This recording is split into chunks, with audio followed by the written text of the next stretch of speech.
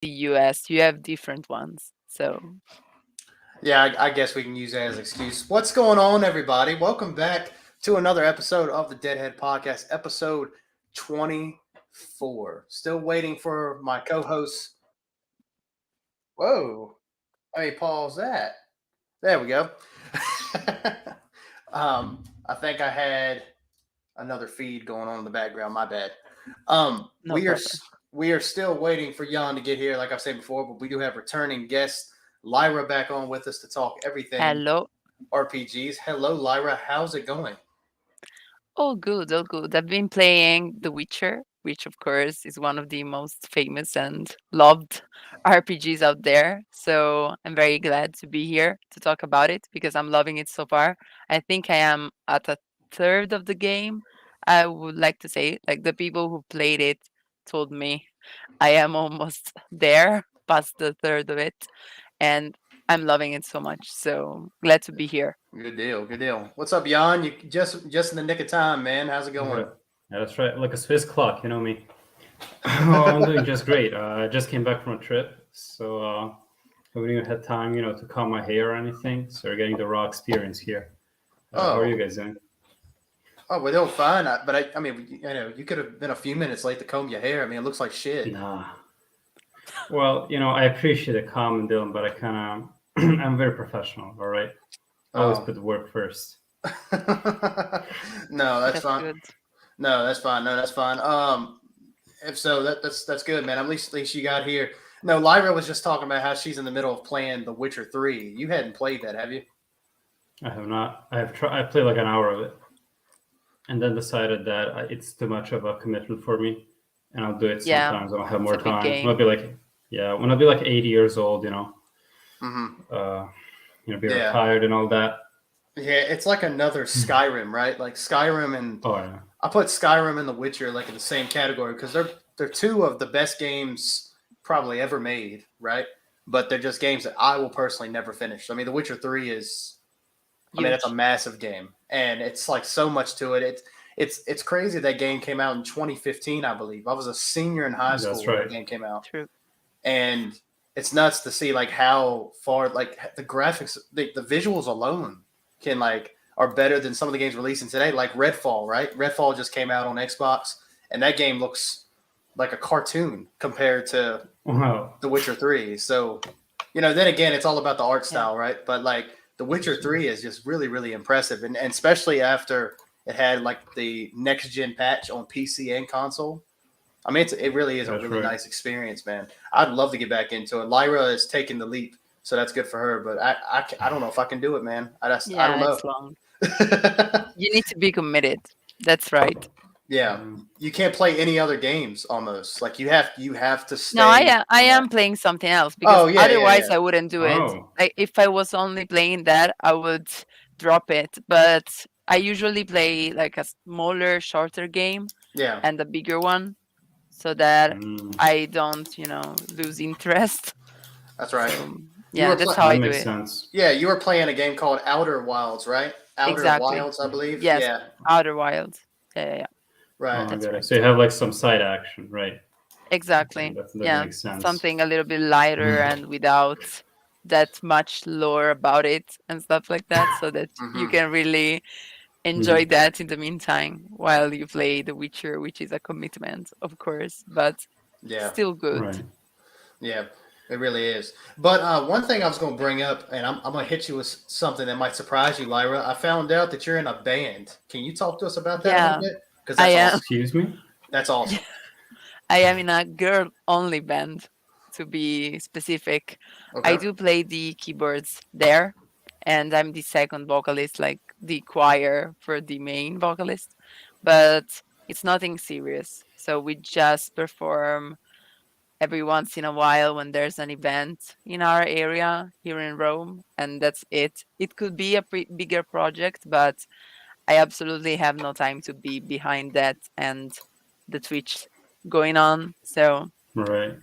yeah, I basically asked the other members, I was like, if you manage the Instagram, YouTube, and everything for that, I'm down. Like, if I just go and play and do nothing else, that's a very good idea, but since I'm the expert when it comes to this kind of stuff, social media, like among us, of course, in the band, I'm not an expert by any means, but Hmm. between the others, and they asked me, I was like, no, I can't do that too because it would be too much. Hmm. But yeah, Right.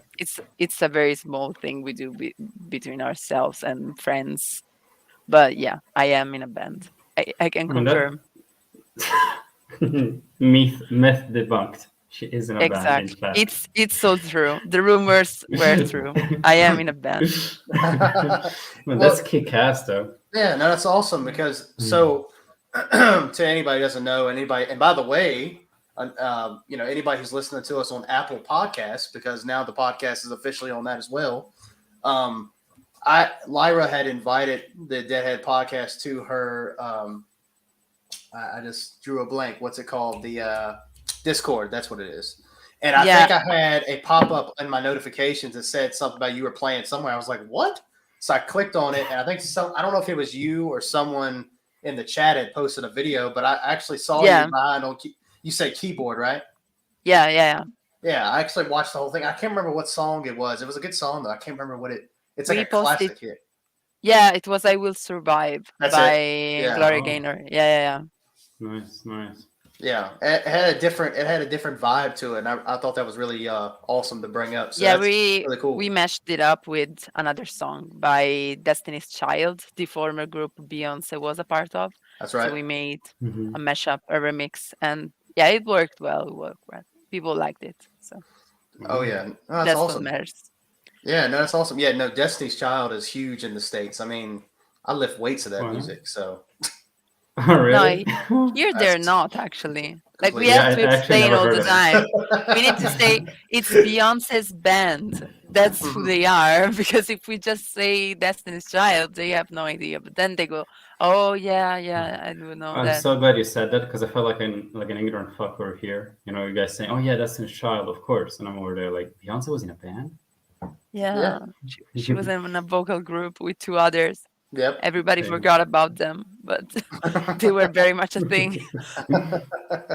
Yeah, no, that's like music from my childhood. I remember like my mom would be like, she would be sitting out on the patio like tanning or whatever for the day, and she'd be outside and catching some rays, and I'd be outside like in the yard playing. And I remember she'd always have music playing, and Destiny's Child was one of the ones that would be playing on the radio. So it kind of took me back a little bit to hear a different version of that song. So it's really really cool. Nice, So thank you. I wanted to bring that up, and I thought that was pretty neat to bring up on the show. And I didn't know if y'all knew that or not, so figured I I'd had bring. no clue. Yeah, Yeah, if you yeah, want to check it out, I did post it on the All right, Discord. I'll definitely do that. good deal, good deal. I have Well, to get my culture up. yeah, that's right. Yeah, you got to get your culture, man. You don't know what the hell Destiny's Child is? Yeah, I Yeah, know. Almost Shameful. very. but I'm sure you know the song we used. It's called I know, but I Survivor. will survive. Yeah, but Go we ahead, go ahead. mixed that with Survivor by Destiny's Child, which is another song. It goes like, "I'm a survivor. I'm not gonna Oh give yeah, up." Yeah, And yeah, yeah. No, it's pretty famous. yeah, Yeah, right. once you Yeah, sing it, everybody's like, "Yeah, I know that." Also in oh, Italy, that's it's the like one, of that. Like course. that's the one, of course. Yeah, I thought it Destiny's was Child's only actually my favorite Beyonce. band, actually. Yeah, everybody's like that. We're like, oh, okay.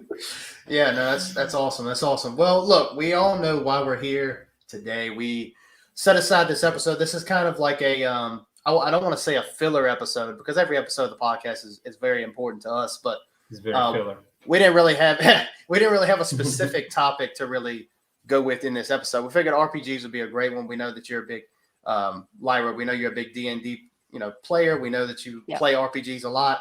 Figured that's why we reached out to you. And speaking of RPGs, the GOAT game, Yeah. 10 out of 10, just came out. Tears of the Kingdom. Yeah, no, listen, I'm not one of those guys. So I played the game for like an hour. I tried to stream it on Twitch actually, and it went awful. Like I can't. I'm using a capture card. I went really cheap with a capture card, right? So with everything else that I buy, I went cheap with the capture card. And so I was trying to stream from my Switch. The capture card. It takes the gameplay from the Switch. I use OBS, and that's how I stream it to Twitch. Well, my audio was getting really like messed up, like it was really staticky sounding on both ends, like on my headset and in the stream, and I couldn't figure it out. Like I tried changing every setting I could think of. I was changing out this wire for this wire. I was using different USB cables, USB-C cables, and I tried everything. I tried turning down the volume on my microphone, and I just could not get it to work. I did a stream today for like an hour, and I just streamed right off the PC. I didn't use a capture card or anything. I streamed Resident Evil 4, and it was silky smooth. So I have decided I'm not going to play any Nintendo, PS4, or Xbox One games on the Twitch channel. I'm just going to switch completely to PC and be like Lyra and Emmett. Emmett tells me I'm going to get rid of my consoles anyway and just switch to PC. I don't freaking believe him because Exactly. That's the only way to do it. It's slowly happening, Dylan. Well, let me say, like, and Lyra probably knows this because she stream with just PC, right, Lyra? Is that right? Exactly. Okay. I do everything on PC. I play a program, I stream everything. Right. Well, I found that when I'm streaming with a PC game, like just off of Steam, it's silky smooth. Like I just bought a new camera, which is why I look so pretty. I got a new camera and I got everything set up, and I mean, I was streaming like 2 or 3 games, like going from one to the other just on my PC, and it was silky smooth. I sounded good. The volume was good. I was like, okay, this is the way to do it. So I think starting and just letting everybody else know here who's listening later, I do plan to stream probably still every Tuesday, but I might go with Star Wars: The Force Unleashed. I might play that. I've never actually beaten that game. I played it on console years ago, and on PC I can get like 500 FPS. So I'll just do that. So but I say all that to say, because I don't want to sound like I'm being very, very like self-centered here. I say all that to say I've almost had a coronary the past few days just trying to get everything to work right. Like, because I'm so busy with my work schedule, and I've worked all day. I come home and I'm like, okay, I want to stream, and then I want to hang out with the wife afterwards. Well, yesterday I got off of work at I got home by like 5 o'clock. I said, okay, I'm gonna go home and stream for like an hour and a half, and then the rest of the evening I'm gonna spend the time with my wife because we haven't really been able to hang out that much. And I was so pissed at myself because I was in the office working for like 3.5 hours when I got off of work. I couldn't get the shit to work right. Like I'd pull up Zelda and it would look fine, but it was glitchy as hell. I couldn't hear shit. And I don't know. So it feels good to decompress. It feels good to decompress. And it just sucks because I spent all this money on this game and I don't want to send it back. Eventually I'll play it. But that was the whole reason for getting this, because I don't know how you guys are. I don't really know shit about Zelda that much. And I don't really play my Switch at all. So I was going to play it on stream because that would make the most sense for me. You know what I'm saying? So I'm a little disappointed that I can't right now, because the capture cards are like ridiculous. I'm trying to wait for a sale. I don't want to run out and get like the first thing I see. So anyway, that's my self-centered story for the day. I was just really irritated and I figured I'd get that out. Fair enough. I think the story here, right? I get it. You I was rant thinking of about it. streaming it as well, and I gave up immediately after watching the prices for the capture card. I was like, no, not doing that. Well, it's just so the one that I picked, and I don't want to get too far into it because I know we want to get with I bring it up because it is Zelda, so it is an RPG. But I was using this capture card. I was using the capture card called Narvatec NJ300. I think is what it is. Essentially, I think I paid in the US. It was like $100, and it had like everything on the card where you can plug in like your headset, you can plug in like the wire from your controller to the card. You didn't have to download any drivers or anything like that. And see, for me, I don't know a lot about it anyway. But by the time I set it all up, there was like 1,000 wires on my desk. Every time I turned my knee, like if I swiveled my chair, I jerked the shit off the table. And then like the footage itself that was on, because I'm using OBS, it was like really shaky. It looked really bad. And then but really I could deal with that. It was the sound. It sounded so bad on my end. Like really? And I couldn't get it to work right. So I just gave up. So anyway, that's my side of the story. I don't want to dwell on it too long. Capture cards suck. I gotta find me one that works so I can actually I would like to do console stuff, but like, it is what it is. Yeah. So, but anyway, so besides that, Zelda's cool first hour, but I don't know how this is 10 out of 10. It's Breath of the Wild Part 2. That's what it is. Yeah, from Well, what I've Dylan, I don't. seen, same. I mean, Dylan, you always do this. You always like jump to conclusion. You play a game for like 1 hour and you just Oh go, oh, you no, know I what? don't. No, Everybody's I right. don't. Yeah, you do. Yeah, you Okay, do. I did do it one other time. Okay, no, you're right. I did do it one other time, and it was for Redfall, right? So Redfall everywhere, everybody's saying it's trash, it sucks. Even me, I went on stream, and it was actually a pretty good stream. I had a lot of people tune in for that, and I played Redfall, and I was like just kind of shitting on it the whole time. I was playing on Xbox Series S, but I booted it up on PC. And it Right. runs like a solid 60 on PC, and it's actually really fun. Oh. Maybe you should just switch to PC then. I think It's- that the it's- stars are kind of trying to send you a message here. It's almost like it is, but I'm not giving in, man. I'm not giving in. Not yet. Not yet. All right, I appreciate the. Not yet. That's the right thing to say. Not yet. Yeah, until You the very will. end, right? Yeah. Although it may not be today, but one day we all shall fall. Exactly. Yeah. Yeah. Maybe eventually, but yeah, I really want to try to keep the console experience as long as we can, because I can't stand being hunched over at a desk. It's so annoying. I haven't gotten used to that yet. I'm trying, but it's definitely. I do play with a controller on PC. That's what I do because Yeah. same. I really don't like to stay, with the keyboard all the time. So I did buy an all-inclusive controller that works for every game, every platform, and I just use that, and it's fantastic. I just lay down like that far, and I play, and it's heaven. So I highly suggest it. Yeah. I was if you want to see something funny, I was trying to use keyboard and mouse for Resident Evil 4, the original one, 2005 edition. Oh no, dude, no. And I played that in the stream for like 30 minutes, and man, it's bad. It's really, really bad. Yeah, I mean, console to PC port from like the 2000s, from 2001, 2009, it's like a recipe for disaster.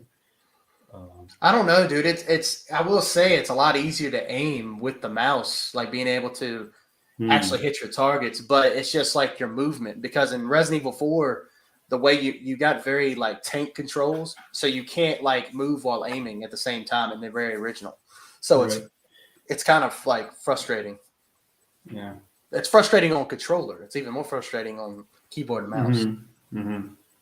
Yeah. So back to RPGs, right? Yeah, well, let's go to that. I was posting about the stream, by the way, just to get that out there. More productive than any of us. Multitasking as every woman is. Right. Yeah. Oh, no, that's okay. Moment.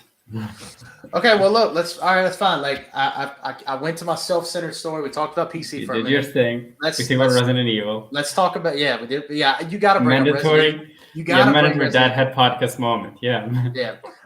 Let's talk about RPGs. So, let me ask this first, and maybe this is more centered towards Jan, because I don't know if Lyra has played it yet, but Star Wars Jedi Fallen Order and Survivor, is that considered an RPG?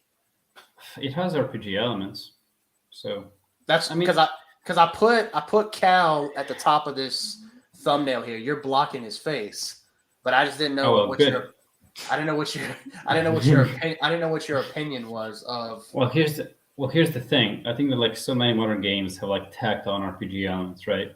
Like God of War, the newer God of War games, they also have you have armor, you have stats. So is that an RPG?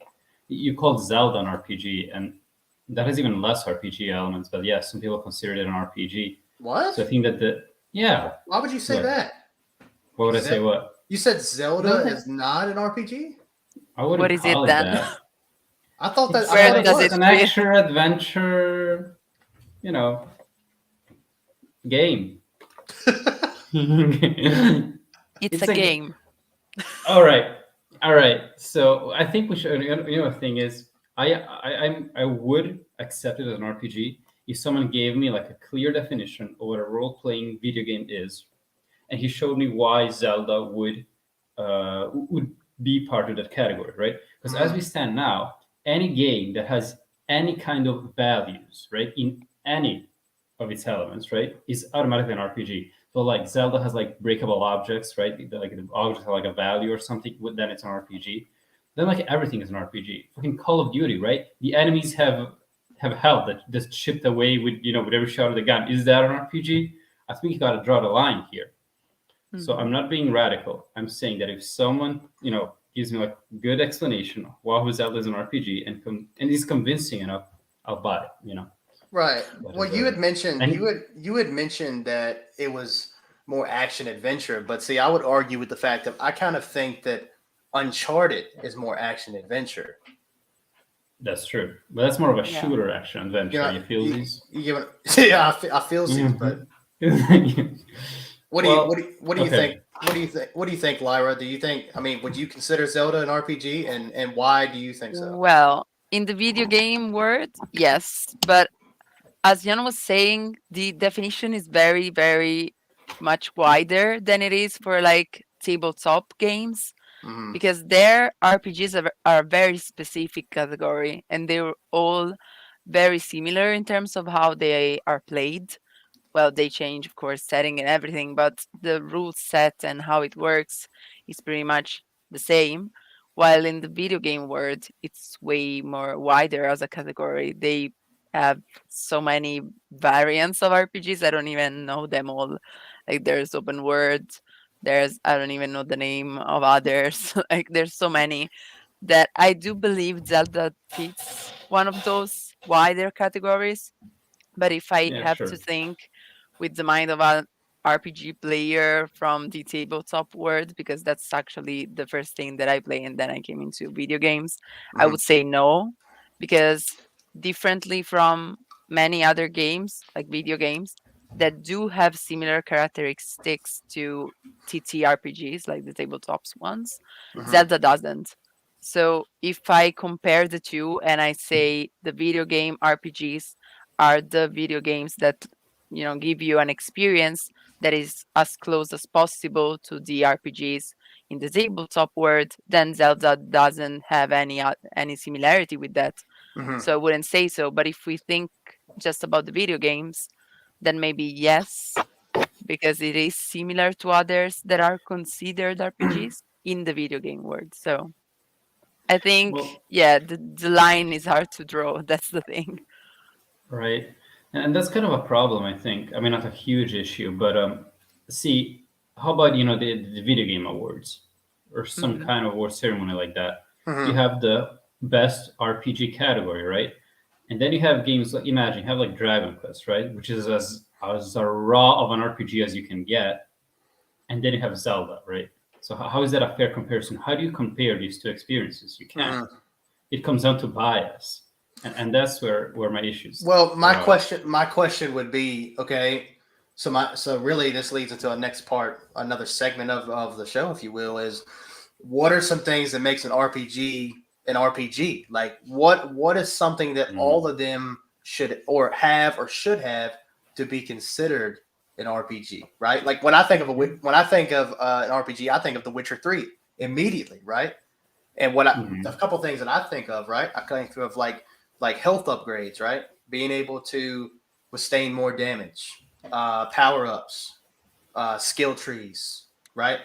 There's also options, kind of like in I don't know if Skyrim has this. I'm trying to think of a game in particular. I'm trying to think of, but Red Dead Redemption 2. I know you guys. I don't know if you guys are too familiar. I know Jan isn't, but Yeah, like yeah. there's certain areas of like the map that you can't like.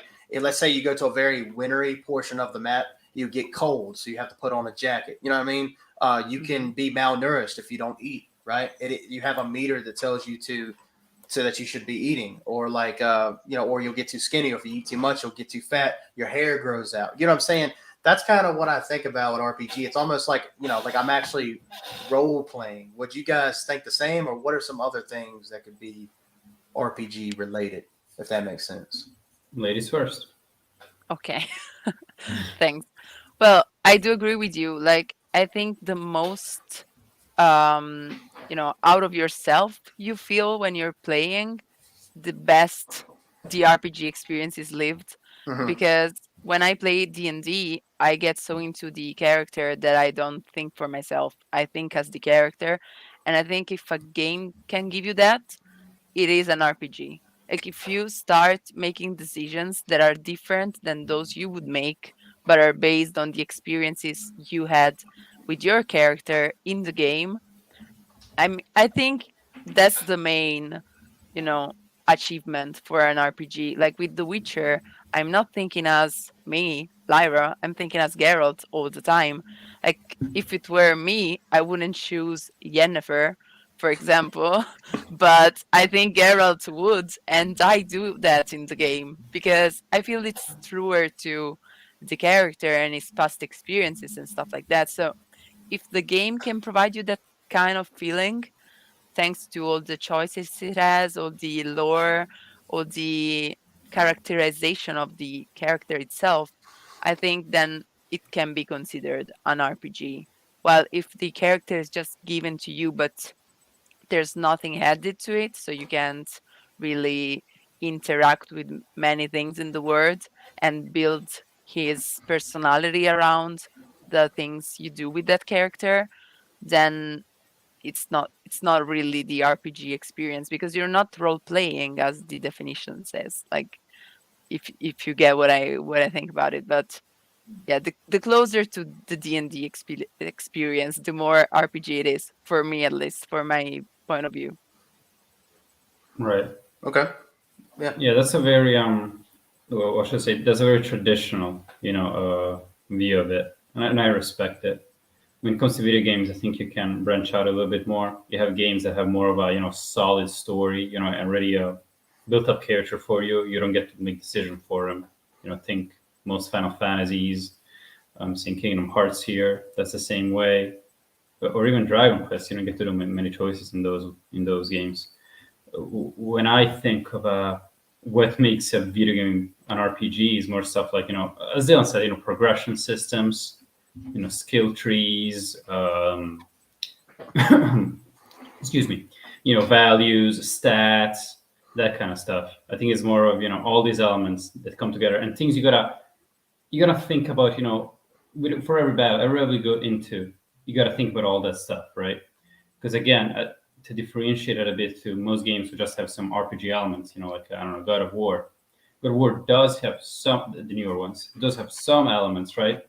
You get to choose your armor and shit like that. But at the end of the day, you can get away with having like shitty stats, right? If you're skilled enough, you can get away with it. But I think in a pure, a raw RPG, it's not really like that, right? I think that preparation for the battle comes a long way. This is what I'm looking for. If preparation for the battle is as important as your performance during the battle, that's what makes an RPG for me, right? It's more strategic in that kind of sense. Mm-hmm. So yeah, that's my 2 cents on it. That's a good Right. point. Yeah. And that's like what you just said, like the preparation, like The Witcher 3, and I bring it back to that because The Witcher 3 does a lot of that. It's preparing for your next hunt, right? Like when you think there's Mhm.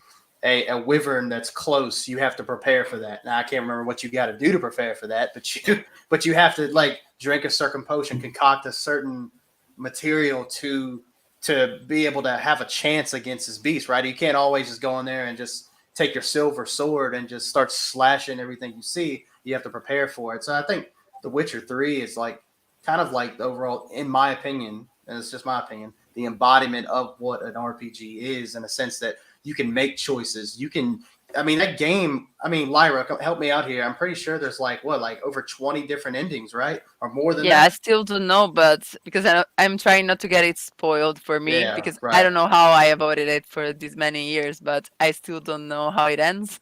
So I want to keep it that way. But Yeah, I don't either. even Yeah, me from what neither. I played so far, I've had many things that I did where like the chat during the stream was like, no, I did a completely different thing. I had a completely different outcome.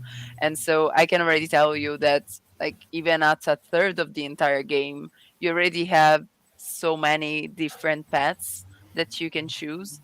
And that of course will influence the ending eventually. So I think yeah, it's truly one of those games where every player gets a different experience, which is what makes an RPG because you are playing it and you're role playing it as you want. And that actually changes the outcome of your actions and the Hmm. story your character is gonna live, So That's I right. think that's a crucial element of the RPG category as a whole. Yeah, Yeah. yeah. Sure. So When a game you usually in a game you're always playing as the good guy, right? But it's always good to have that option. Like, what if I could just be completely shitty to everybody around just be an me, asshole. And that's the role Exactly. play inside of it. Like you not. I mean, look, I don't. I know we don't. We're not around each other every day. We don't know how we are when we turn off the camera. We could be complete assholes about everything, but Oh, it's definitely. kind of it's kind it's kind of interesting to play something and almost like be like because like when I play as Geralt in The Witcher 3, I'm a little bit of both. Some days I'm like the hero of the story. Hey, there's Geralt, our favorite Witcher, and then the next day Geralt's killing everyone and no one's alive. No one's alive to tell the tale. Toss a coin. No one is. No one's playing that shit. No You one. can be an angel or a devil. Yeah, and like every day it changes. It's like the weather, man. It's like I'm never actually a good person. Um, like and what's really another thing is like, and I don't this isn't like a Witcher podcast here, but it's one of those things that I really like about The Witcher 3 and why it is regarded as one of the best, if you want to call it an RPG, right? If it's regarded one of those, like there's different characters you run into throughout the game that they can be very pivotal, or they can literally die and never heard of again. They can become the villain. It just depends on how you play the game. Like it's really cool. I really makes me want to go back and play it again. To be honest with you, it's just really cool. I Yeah, like that. it is. It Yeah. is. I had a character die, like I killed it. Not to spoil which one, but I did kill somebody because I thought their actions were unforgivable. And I had so many people in the chat saying I didn't, and this character turned out to do that and be Find a important cure in for that way. cancer. Yeah, like exactly. And I was like, okay, well, I thought I could kill that person, but now I'm questioning my decisions there. But then I stand by it because I made that decision thinking about the things Geralt experienced. I was like, well, that's to me the Hmm. only reasonable thing to do. And so it's fine. If it was meant to die for the Geralt I am playing, then good, and I'll get what I get, with the story, even if it could have helped me. I don't care. So I think that's what makes it great because you just feel like you're living it, and you know, I actually love this kind of experience. I have to say, so far from what I played, it may be the best with that, feeling. Hmm. Skyrim is another great one. Like before Skyrim, I had nothing to compare to Skyrim. Now I gotta say, The Witcher is at the It's same up there with the level. big ones, huh? Yeah. Well, Skyrim is so, you can do so many things that are unique to yourself. Like some Hmm. other players could not care less about one interaction or one NPC, and you could just keep going back to that, and that will influence the story. Maybe you move there and you build your farm at the end of the game. Like you can do that in Skyrim. Hmm. So yeah, it's crazy. Yeah. It's one of those games. Like, especially if you go back and play it now. Like, don't get me wrong. It has aged. A lot of the same voice acting. Yeah. It's a rougher experience now, but for what it did at the time and what it's still done, right? It's still very, very influential. And let's be honest, it's Bethesda's best game they've made since, to be honest. Because I mean, Fallout 4 is decent. But Fallout there's 76 not now, much of a competition, yeah, right. No, there's not. And that's the thing. Like that's like okay. Well, see that's another topic. I mean, we've played Fallout, right? Have we've played Fallout, right? But all of us I here. Sure. have played the tabletop RPG for Fallout, but not the video game. So that's one Played a thing few that I hours of. do. Right, right. Well, I was gonna say, like, will we consider Fallout an RPG, right? Because I mean, you can Oh Yeah. yeah. upgrade your health. You can. There's another thing too is like changing out different gear that helps you in battle, right? Like that. That Oh was yeah, another stats. aspect of Yes, RPG that cats in general. Yeah, yeah. Mhm. yeah, yeah. So and Fallout does that pretty well. So I would say it's first person, right? Like you don't really think of a first person game as being Yeah, but it can be done. The sky's yeah, the limit. I yeah. definitely would call Fallout an RPG more than Legend of Zelda, but I don't mean to throw any Here we shade go here. again. Oh no, listen, I'm not gonna argue with that. I'm not even a Zelda fan. I booted up on my Switch and I'm like, this is what everybody's hyped up about. Like I'm like Dylan, don't I'm start. look, listen, no, I'm going, damn it. Listen, I'm, I got the Switch in my hand, so I couldn't do that on the stream, and I was really pissed about it. I'm like, all right, well, you know what? I bought the game. Let me at least try it.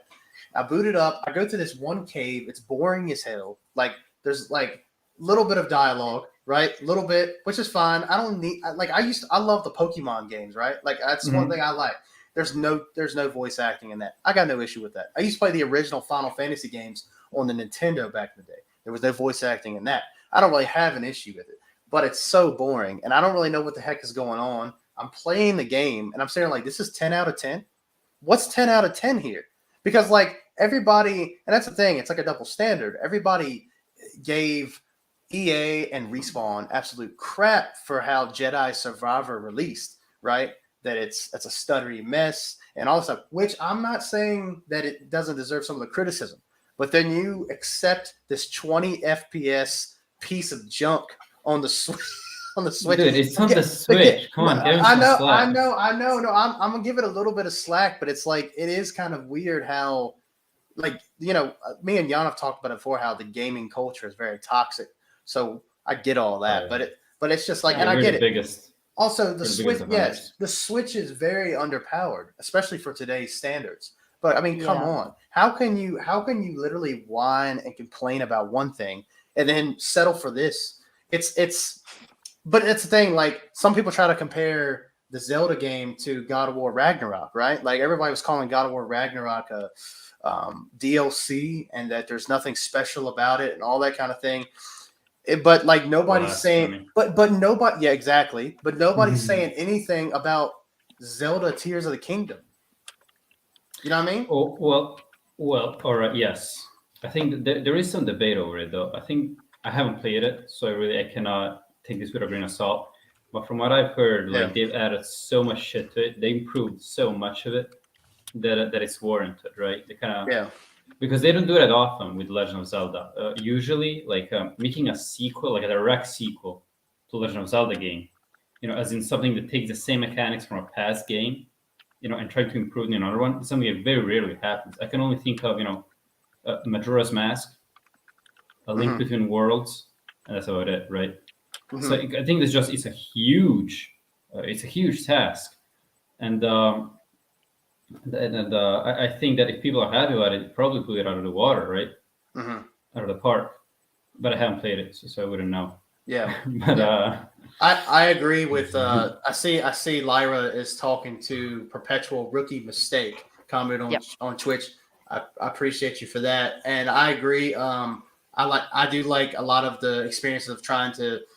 It's pretty much when you're playing an RPG, you try to have a different experience in like kind of like another life, so to speak. Like, and I think that's a good way of how an RPG is. It's like, yeah, like Lyra was hitting on before, and how Jan was saying was like playing a game a way that you probably would make decisions in real life, but you're playing as this character. Like if I'm Geralt, I'm probably an a-hole 95% of the time. Fair enough. right, no. I think that's fair. You're role playing. No, that's completely fair. That's I the completely point. agree. Yeah, throw back to the Hogwarts Legacy episode, right? Oh my gosh. Yeah. Yeah, where you try to be an Like asshole. Hogwarts Legacy is only an RPG because you make your own character. Because That's then right. everybody's experience is just the same. Yeah. Like And you have fancy numbers, right? When you hit an yeah, enemy. Right, that's an yeah, RPG, guys, right? yeah. I think that doesn't do it. Like if it were for me, it wouldn't be an RPG because I like from the last time we talked about it to now, I played it the second time. I rushed through it. I basically did a speed run, just the Mhm. main quest, Mhm.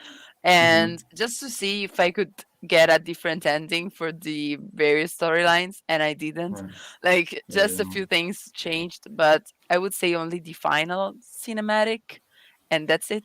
Like the rest Yeah, of the it was constant. exactly the same, and I did I mean, all the different things. Like every decision ever was different, and so I wouldn't say it's an RPG because I role played it completely different, and nothing changed. So I yeah, wouldn't no, call it an RPG. it definitely isn't.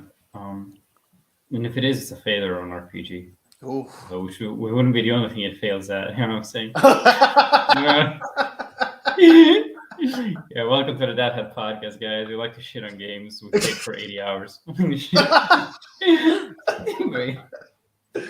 That's true. That is true. I'll give you that one. Yeah, I mean, but like this is coming from a guy. I played Assassin's Creed Valhalla, right? The newest installment. I played that for a total of 130 hours. I think 130 hours Damn. altogether. Because I was really enjoying the gameplay loop. I really was. But then I started at the point like when I was like 70 hours in, and I realized I had like 40 hours of story left. I'm just kind of like started just rushing through it, And so that back half is just me just rushing through the story because that game is incredibly way too long for its own good. Like The Witcher 3 is long, but at least the story keeps you engaged. And like what I like, especially when you have these big open world RPGs, right? And that's a good thing to fall into if you guys will indulge with me is like if you have an open world RPG, right? Which a lot of RPGs are open world, your side content has to be A1. You can't have like fetch quest and things of that nature because nobody wants to play that crap. You know what I mean? I don't want to deliver a letter to somebody across a village and get 50 XP for it. Right. You know what I'm Well, saying? Like that's I the want, standard Assassin's Creed experience, right? Yeah. yeah, that's a lot Yeah. of the Assassin's Creed experience. Yeah, I don't like that. I like with again, I bring it back to The Witcher 3. The There's Witcher. literally there's an entire quest in that game, Jan, and I think I saw Lyra play this, but I don't want to spoil too much. But there's a character in the game called the Blood Baron, I Oh believe. yeah, I've done that already. Yeah, And there's a whole side quest with that. And I thought that was super well done. Like it felt like yeah, that could be main story level of the game. And I would have been completely fine with it. And it wasn't. It was just a side adventure. And I was like, well, wow. Like when I got back to the main adventure looking for Siri, right? That's the main part of the game. yeah, I'm like, she could take care of herself, man. Who cares about the wild hunt? They can kiss my ass. I'll just deal with this storyline right here. yeah. Well, I It's mean, yeah, true. that's a whole other, some other issue with boring side quests, which not only plague they used to only plague RPGs, but as other games started to get RPG elements, it kind of spread. And I think as you said, a game with good side quests is kind of a mark of a good RPG. Like think Skyrim, right? So I played, as you all, right? I played hours and hours of Skyrim. I actually never. I don't think I ever got to the end of it, of the main quest, because I did everything else. I became a fucking vampire. I joined Yeah, you the can do so many the things. Assassin Brotherhood. I did all that crap. Yeah, and as Dylan said, it's just as good as the main quest. It's just on the side because it's not part of the main story. So yeah, I do agree that that's a hallmark what makes a quality RPG. But Yeah, Quality. absolutely. Yeah. Okay. Well, we mentioned The Witcher 3 1,000 times now. What Yeah. is both of you here, and we can start with Lyra since she's the recurring guest here. Jennifer. Yeah. Yeah. That's not. Jennifer is always the What answer. what are some quality? Let's just pick three, okay? Because I would before the show started, I was gonna message both of you guys and say, can you think of 5 RPGs? Like narrow it down to 5 that you think are like the perfect RPGs. And I was like trying to think of 5 myself, and I was having a hard time narrowing it down. Yeah. So I'm gonna say 3 and make it harder on you. Well, that's it. Lyra, 3 RPGs that you think are like the definition of what a perfect RPG is. 3 of them. Okay, this is very D&D based, but my first is undoubtedly Disco Elysium. I just think it's unbeatable. That's the RPG. Everything else tries. Disco Elysium made it because Disco Elysium is that video game that you sit down and see. It seems like you are in a D&D session with other people, and there's nobody there. It's just you and the NPCs, but it's so alive. that you just can do whatever you want. I don't know if you guys played it, but just Oh to yeah. give a brief of a context there, you start as a detective who forgot everything about their case, basically, and you got drunk and you have no idea what you were doing in this city, and there's so much going on, and you try to recollect the pieces of that case you're working on, and you can just give up at a certain point. Like you can just say, well, screw it, I'm gonna get drunk again and forget again everything. And if you want, you can play that for, I don't know how many hours I have on that. Too many. But if you want, you can just rush it and be a good detective and find out everything and just solve the case. I think that's the point. Like you don't have to do it. If you want, you can do it. If you don't, you can drop it and just chill and smoke a cigarette on the balcony with another NPC, and you're just fine with that, and you're like, okay, I'm vibing, it's fine. You can go sing karaoke, like it's another other thing. And there's so many stats, like it has even more stats than D&D has. You can just decide to create a whole different character, and the character is pre-made. Like that's the crazy part about Disco Elysium. You have a character that is the same for every player basically, but you can just customize it so much that the character I had at the end of my first run and the character a friend has, well, actually recommended the game to me, so we played together at the Hmm. same time, were two different characters completely, even in how they looked, and we started with the same guy. So that's the RPG for me. Nothing even compares to the level Disco Elysium has in terms of being a role-playing game. That's what I think. Hmm. I do believe one that gets a little bit closer, but I still have to beat that game, is Pentiment. It's a new game. It came out in November Never heard of that. 2022, I believe. Mm. It it has a very similar concept to Disco Elysium.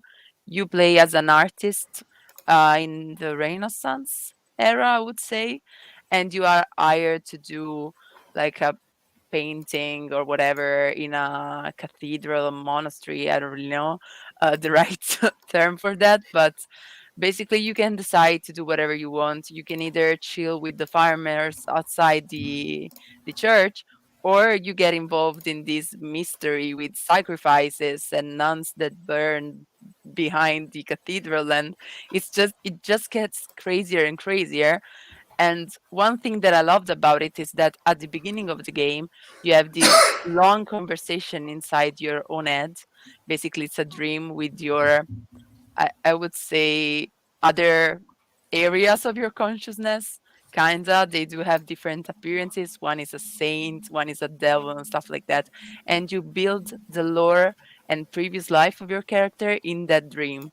That's like genius. I loved it so much. You just talk to yourself and you like recall events and you choose what those events were, which is again great. I loved it so much. The first time I opened the game, I played for like 2 hours because 1 hour was just that, Yeah. and then I got into the story. So that's another very good one.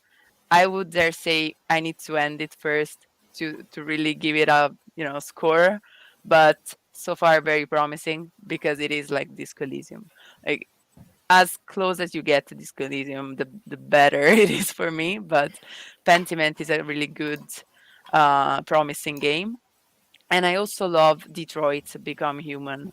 It's another Oh, one that I just adore. And the fact that you play three different characters gives you that experience hmm, like three times yeah. than another game. So you really feel like you are role playing different characters. And the fact that you have to think for different characters Hmm. makes it even more real. That's what I believe. Like if you play just one, you may be inclined to act like yourself, but there you are forced to think for somebody else every time with the three storylines. Hmm. And so that really pushes the role play there because you feel like you need to think differently. So maybe the one that you can relate to the most and empathize to the most, you will play like yourself, but you will definitely role play the other two. So I think that's a very good, I would say it's possibly the best one to get started with. I always Mhm. recommend it to first time players, and they ask me like, "What is a good RPG?" I would say Detroit, because it really pushes the role play out of you. Even if you Yeah. don't want to do it, you are obliged. Otherwise, it doesn't make any sense to play the three characters the same. You know what I Hmm. mean? So I really think the RPG element is there, which is the most important thing for me. And Yeah. there's also so many different endings there as well. All Hmm. Oh amazing. yeah. I played it like three times, the entire thing, and I love it. And yeah, so I would say these three as far as the RPG element goes, like if I'm taking into consideration how enjoyable the game was, I would put Skyrim up there because I just like I love it. Hmm. And I will definitely put The Witcher 3 once it's done, like no Hmm. doubt. But Yeah. as for how RPG it is, I would say these three are the truest form of RPG I can think of.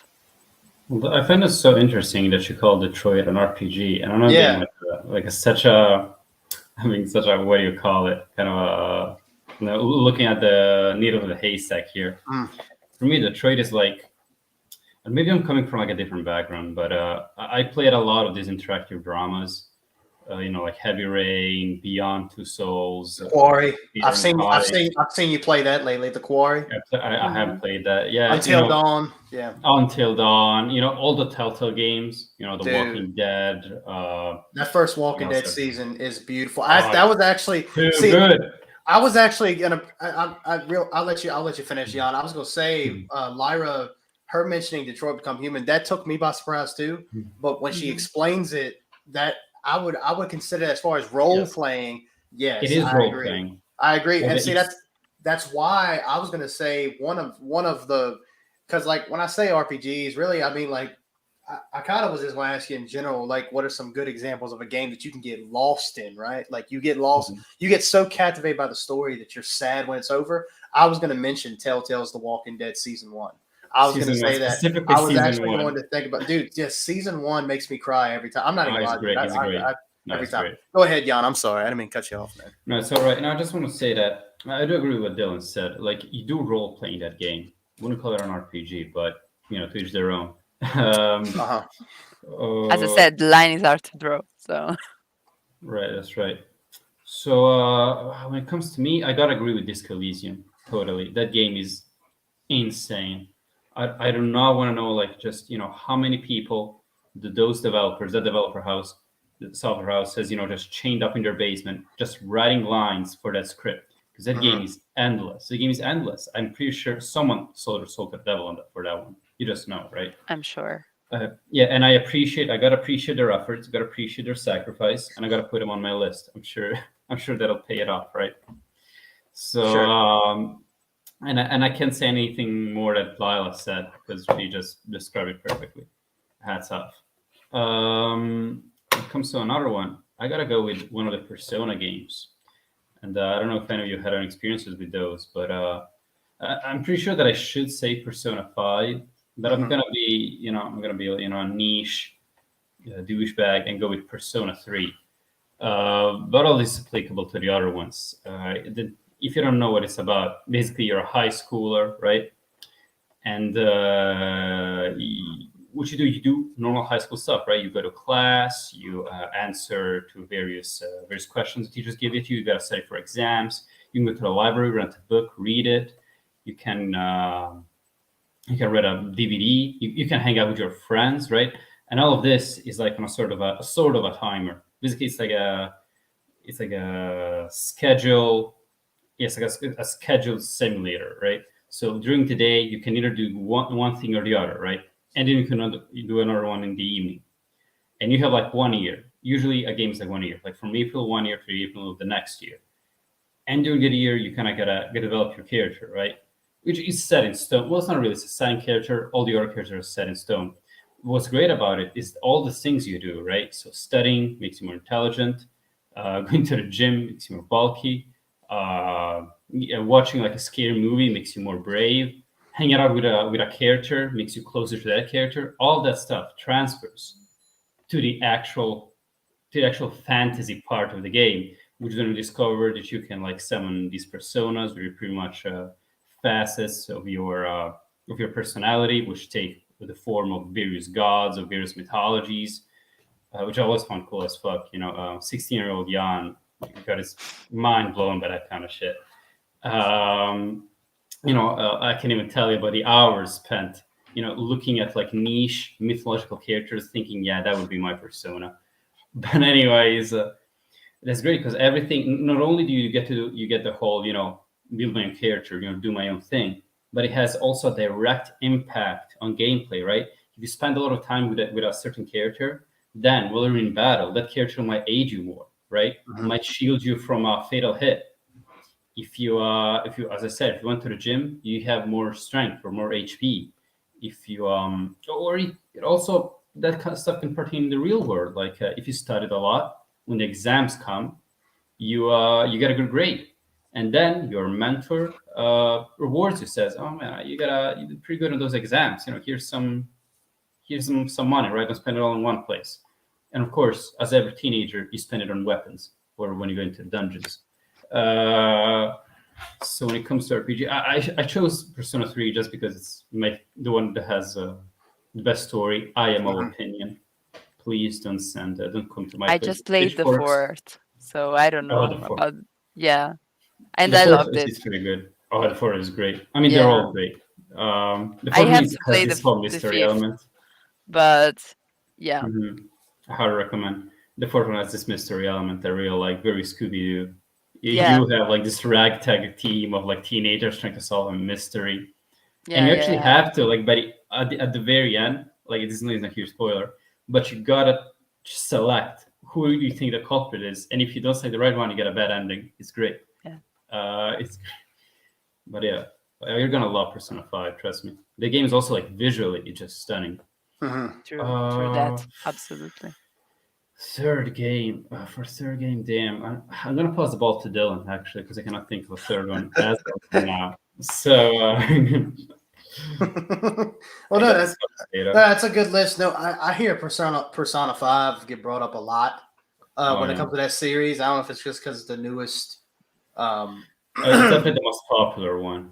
It's yeah. when the other ones were kind of niche, but then Persona 5 came out and just blew mostly in the West, right? It blew everyone out of the water. And then Mhm. people started to find out about the later ones. They started porting Persona 4 to Steam. Yeah. They also ported all the other ones in the meantime. So yeah, Persona 5 and it has like that jazz soundtrack everybody likes. A lot of people make memes about how Persona 5 invented jazz. I once saw this one meme. It said, I don't know if you ever heard of the anime Cowboy Bebop, but Oh, it has like sure. this, yeah, Yes. right.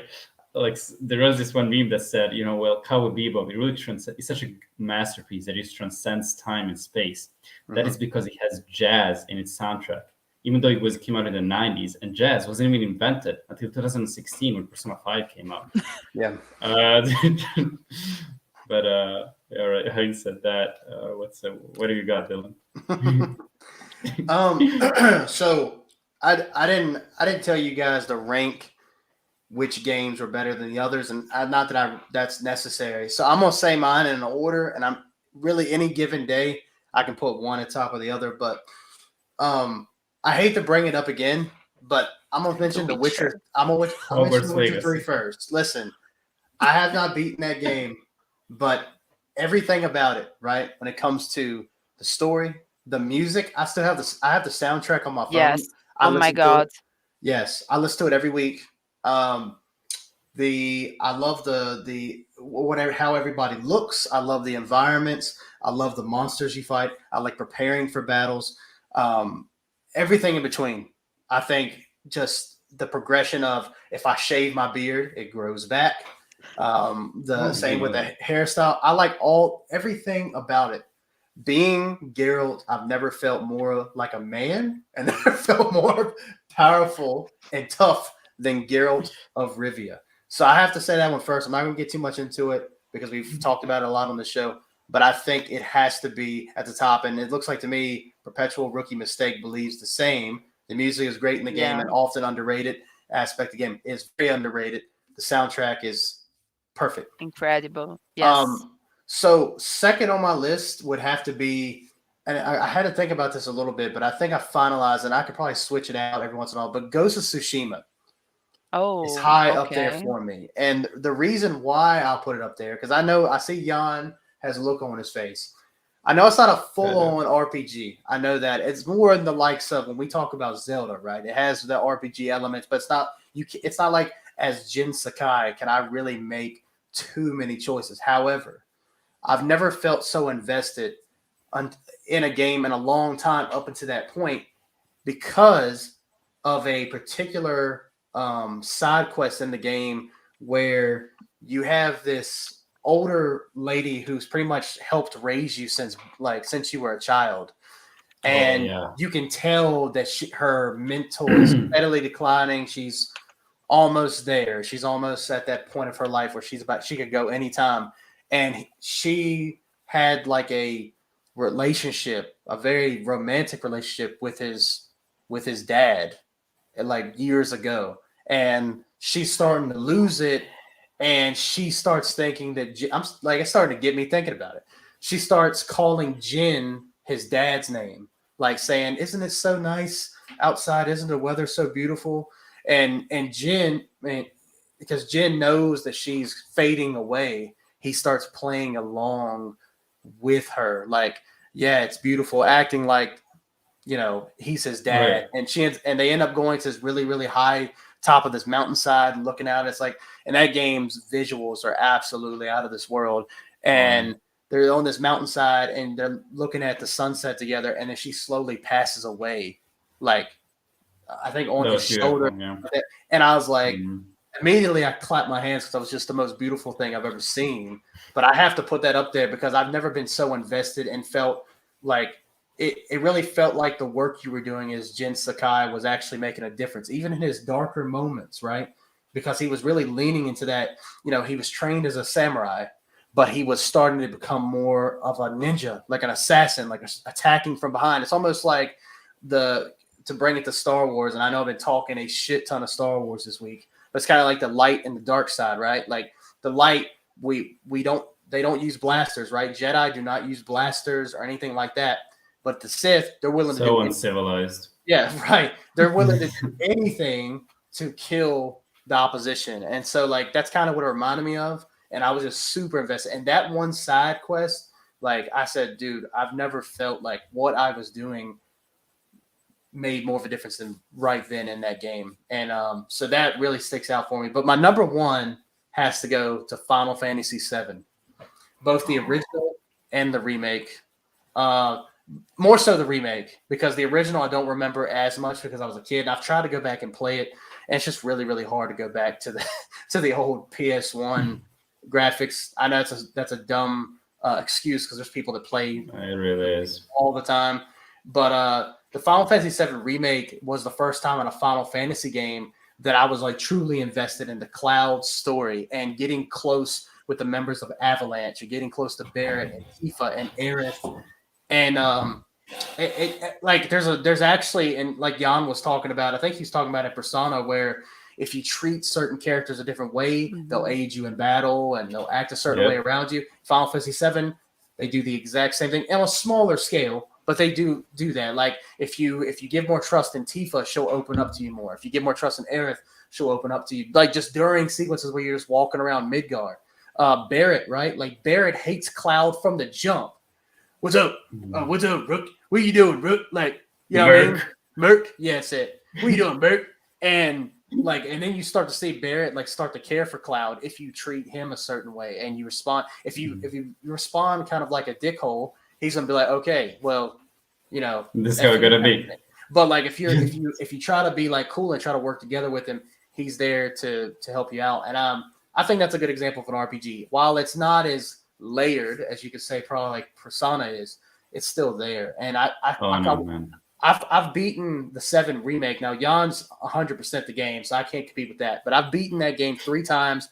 I will beat it again before part 2 of 7 comes out because I absolutely adore that world and everything about it. So I think that's a fantastic RPG that anybody and everybody should play. It's super easy to get into, action RPG combat, but then it also has the turn-based combat too that I really, really like, where you can slow down time, you can pick what potions you're going to use, different abilities, and switch from different characters. I just think the combat system is perfect, and Yeah, that's really all I got to say about it.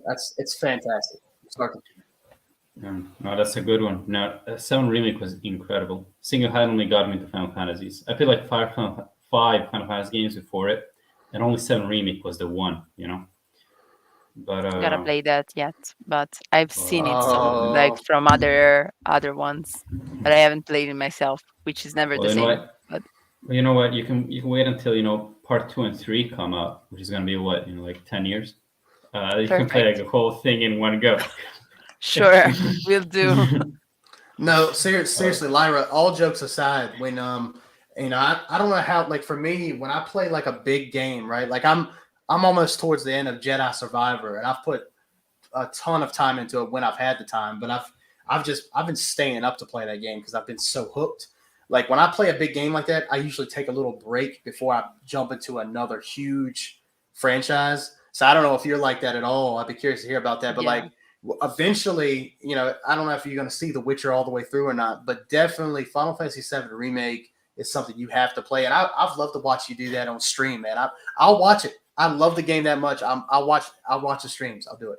yeah, you know what? I'll do it too.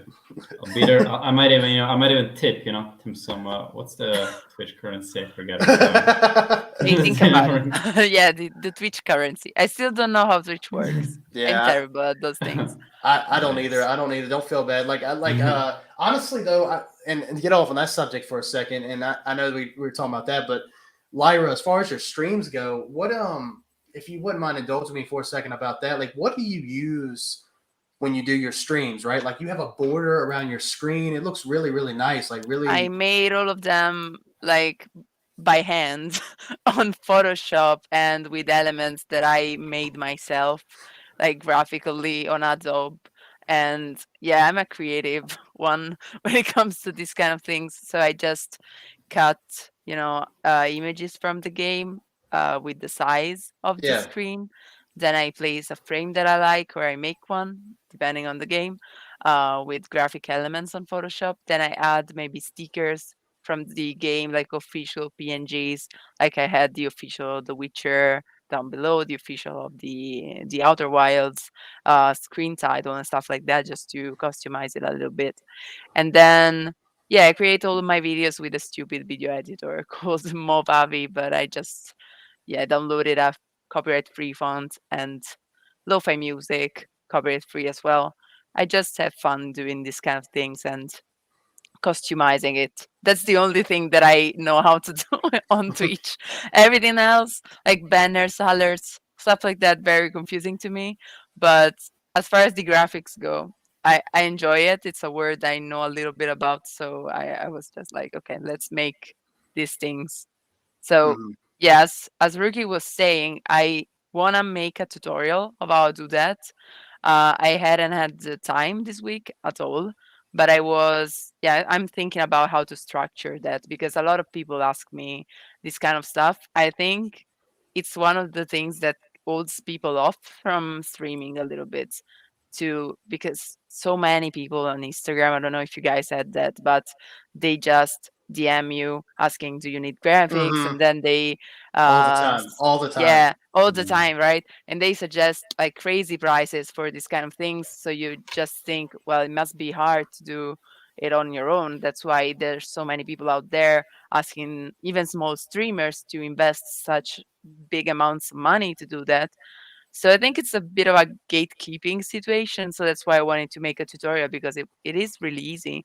Like it took me, I dare say, I don't know, half an hour to create all the overlays for Hogwarts Legacy, which was the game I started with. So it was the first time I was doing that, and it didn't take me that much. So I was like, well, I can help somebody with that. So maybe a tutorial would be great. But yeah, other than that, Twitch is confusing and yeah, overwhelming a little bit. Yeah. Yeah, Yeah, yeah, it can be overwhelming because Photoshop. I took I had two classes in high school, and then like I had one elective in college that had to do with like Adobe yeah. Creator and any of that stuff. And I'm still to this day I'm not great with it. Like when I I do videos. I make videos like I try to make it every week. I try to do different videos like movie. I'm a big movie buff.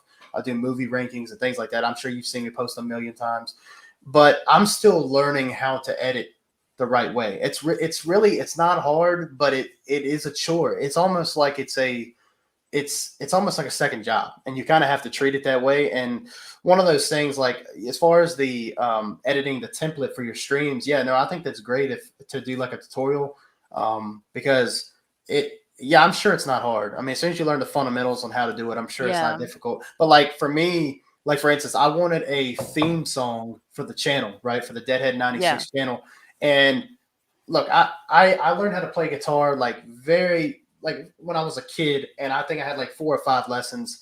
I can't really play it like that. I think I can play a "Knocking on Heaven's Door" right by Bob Dylan.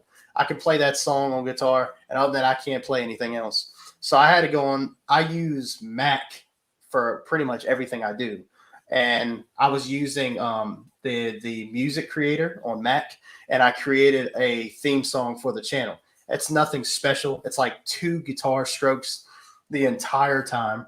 But that's just because I don't really know how to do it. I literally had to go on YouTube and just figure out how to do it because I'm looking at all these buttons and oh man, you turn this up to do this and you push this to do this. And I'm like, bro, I have no idea what the hell I'm doing. I'm about to just sing. I'm about to just harmonize in a microphone and then just put that as my theme song because I can't. It's just too much. It's a lot. It's a same. lot. So Like I yeah. studied music and I just can't. Like I downloaded what was the name of it? I think Ableton, which is like supposed to be a good one to do this kind of stuff, music wise.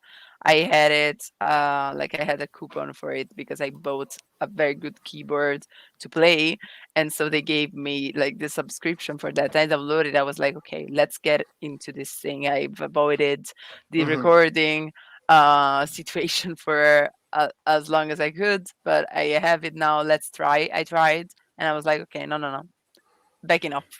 I Hmm. leave it to the ones who understand because Hmm. it was just so confusing. Tracks and yeah, instruments. There were effects. I was like, no, no, no. I play the piano, like the one with the little hammers and the strings inside of it, the classical one. Give Yeah. me that back, please. I Yeah. don't want to know anything about this kind of things. But Yeah, I'm the same. Yeah, I'm the same way. It's like, and you talk about Twitch, like Emmett. We've had him on the show a few times. Emmett streams just about every night or every other night, and if you go to his Twitch channel, alt.default, you go to his Twitch channel, oh and yeah, yeah, I follow him. you'll see like a bunch of stuff. Like you can like subscribe to his channel for like $5. There's like different tokens you can get while watching the streams that he'll gift you. Like he gifted me, I forgot what it was. He gifted me something, and I still don't know what the hell it is. It was in the like the comments of Twitch, and I commented and I said, "Hey, I see you, brother. Good gameplay." And he was like, "Hey, Deadhead podcast. All right, here you go." And he dropped me like 5 gift boxes or something. And I'm like, "What the hell is that? What am I supposed to? What am I supposed to do with that? I What gotta is that? ask him. What is? I mean, what is it? I have no idea what it is. I don't know. It I'm just, not the one to tell you. oh no, I mean, I just didn't know if you had seen that before because it just said like he had gifted me Yeah, 5 boxes. I'm like, bro, I don't even know what that is. I tried to I click saw on so it many and things, and like just 2 streams ago, I tried to implement a little like cute pet that people who watch you can hydrate and give treats to, just to keep it entertaining. And it also plays alerts, like if somebody new follows you, the little pet says hi, welcome in, and stuff like that. So I added that to the stream, and it was a mess. I was like, what is happening? I kept having this little, notification sound playing inside my mm, headphones. Apparently, the others couldn't hear it, so that was lucky. But I was like, okay, no, no, no, not doing that ever You again. have to make I sure sharing crazy. deactivated. Yeah, like how do No people voice in my brain. even? Yeah, I was gonna, lose my head there. Like I was playing like that, and but I don't know how people figure it out. Like altogether, I was like, okay, back to traditional streaming. Let's mm. let's get rid of all these commands. I just kept the hydrate and treat the little animal, and that was it. Like it had so many other interactions, and I was like, no, no, no. no, Don't do doesn't do it that. for me. But yeah, Twitch is like it has endless possibilities Hmm. if you figure it out. If you don't, it's just confusing. Hmm. So yeah, Yeah, it's all a learning curve. I mean, after a while, I yes, think if you or I took the time to really learn it, I'm sure sure, it'd be yeah, easier. But it's again like it's one of those things. I don't know how. I think I know with Jan. So and I'm sure it's the same thing with you, Lyra. It's like with life in general, just yeah, you having a million things thrown at you at one time. Like I have, I'm trying to keep up with my videos. I'm working on just anybody who's listening and anybody who's watching. I'm working on the Evil Dead franchise movie reviews, where I'm going through each movie in the Evil Dead franchise. I'm doing my own because I've never seen these movies before, and they've been around Mhm. for years. I mean, since 1981, and I'm a huge horror fan, but I've never checked these movies out. So I watched from the first all the way to Evil Dead Rise that just came out last month, I believe, and I've been doing reviews on that. Well, I still haven't finished editing the third movie yet, and it's just because I just don't have enough time. It's just like you have to sit down at a computer, and it takes so long. It takes yeah, honestly, I prefer just doing this. Like I've told Jan 100 times over, doing this is the easiest part of the Deadhead 96 channel and everything else. It's just sitting. It used to be like kind of one of those things that was kind of scary, right? Like you trying to hold a conversation for an hour and a half, 2 hours at a time. But it's gotten super easy. Now it's the other stuff. It's just the editing. It's just making the videos, trying to keep the channel alive and not dormant when we're away. You know what I'm saying? Because we do the show every 2 weeks, except for this week, Jan. We got another show tomorrow. Deadhead That's episode. right, back to Deadhead, back. Deadhead podcast episode 25, where we talk about Guardians of the Galaxy. I oh, cannot wait cool, for that one. Yeah, so we got a lot of busy stuff going on. It's just it's finding the time to learn and taking the time to make, because I hate uploading content that I'm not happy with. And so like sure, I've released reviews and I'm like, wow, like I sound really like unintelligent in this video. And I'll watch, like I'll edit it and I'm watching the video while I edit, and then when I finish, I watch it back again, and then before I post it to YouTube, I'll watch it one more time. So if a video is 15 minutes long, I just watched my face say the same words for an hour and a half. Not to mention all the editing. You have to add the And pictures. You have that to add changes them, man. scenes. Dude, it does. It changes somebody bad, dude.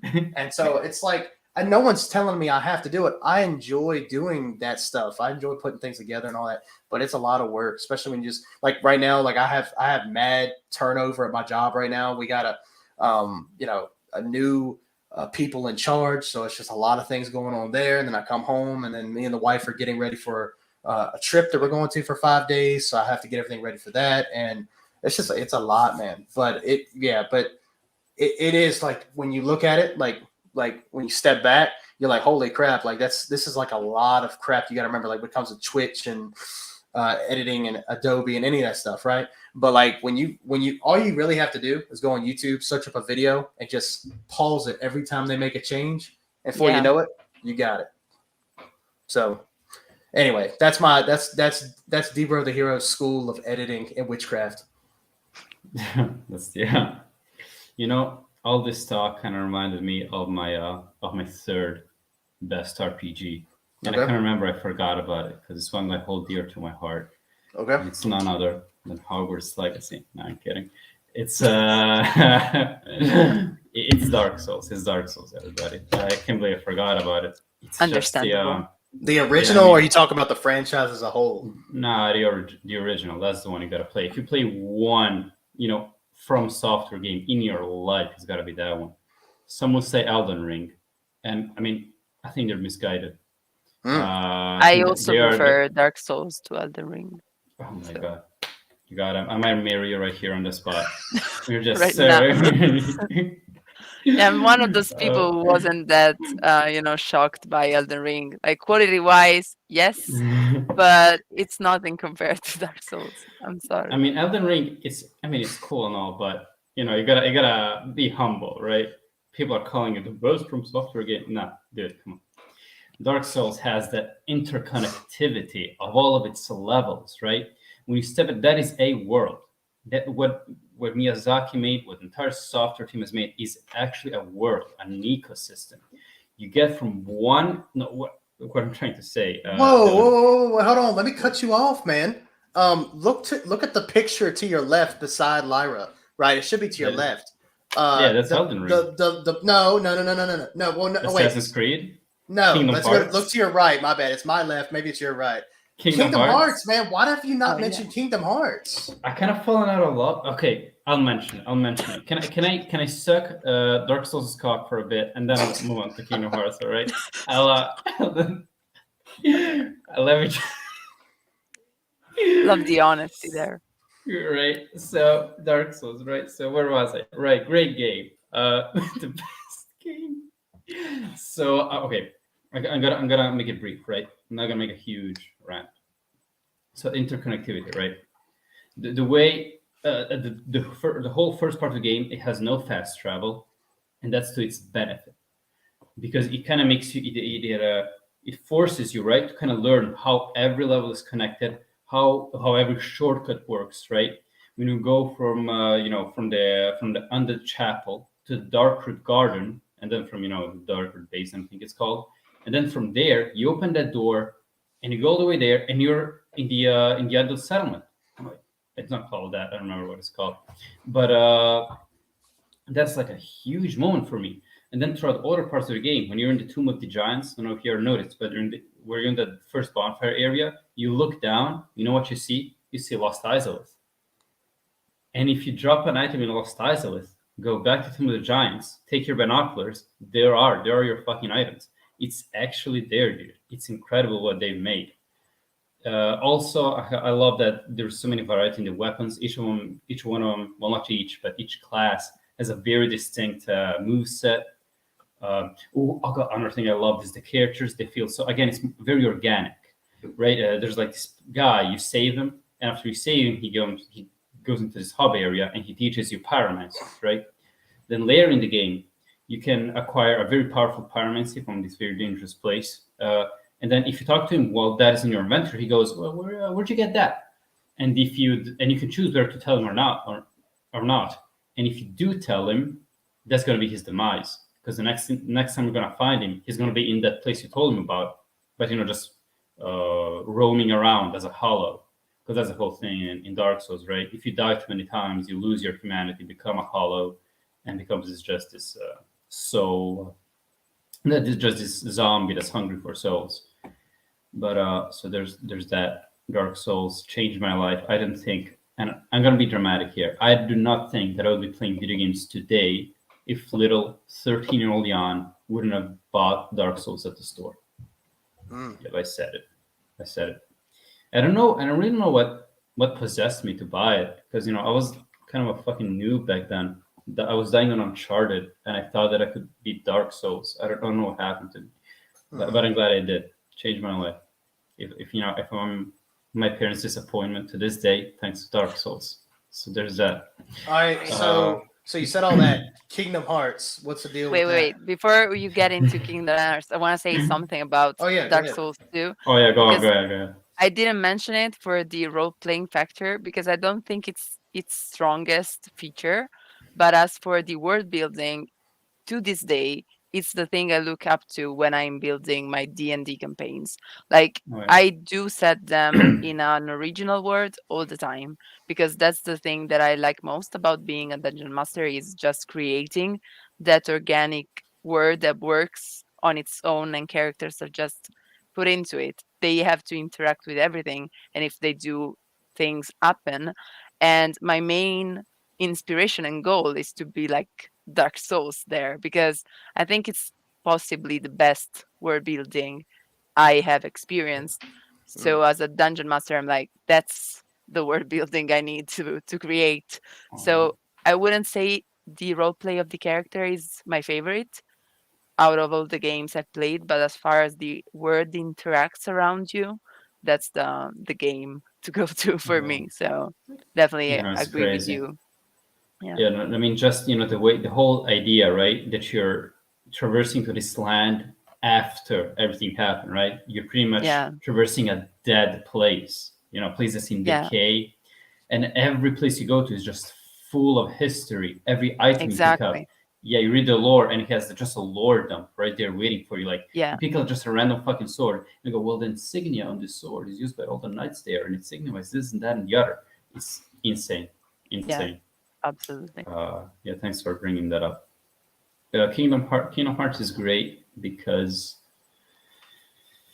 I mean, it's more of a childhood wonder kind of thing. I always say that Kingdom Hearts 1 is my favorite.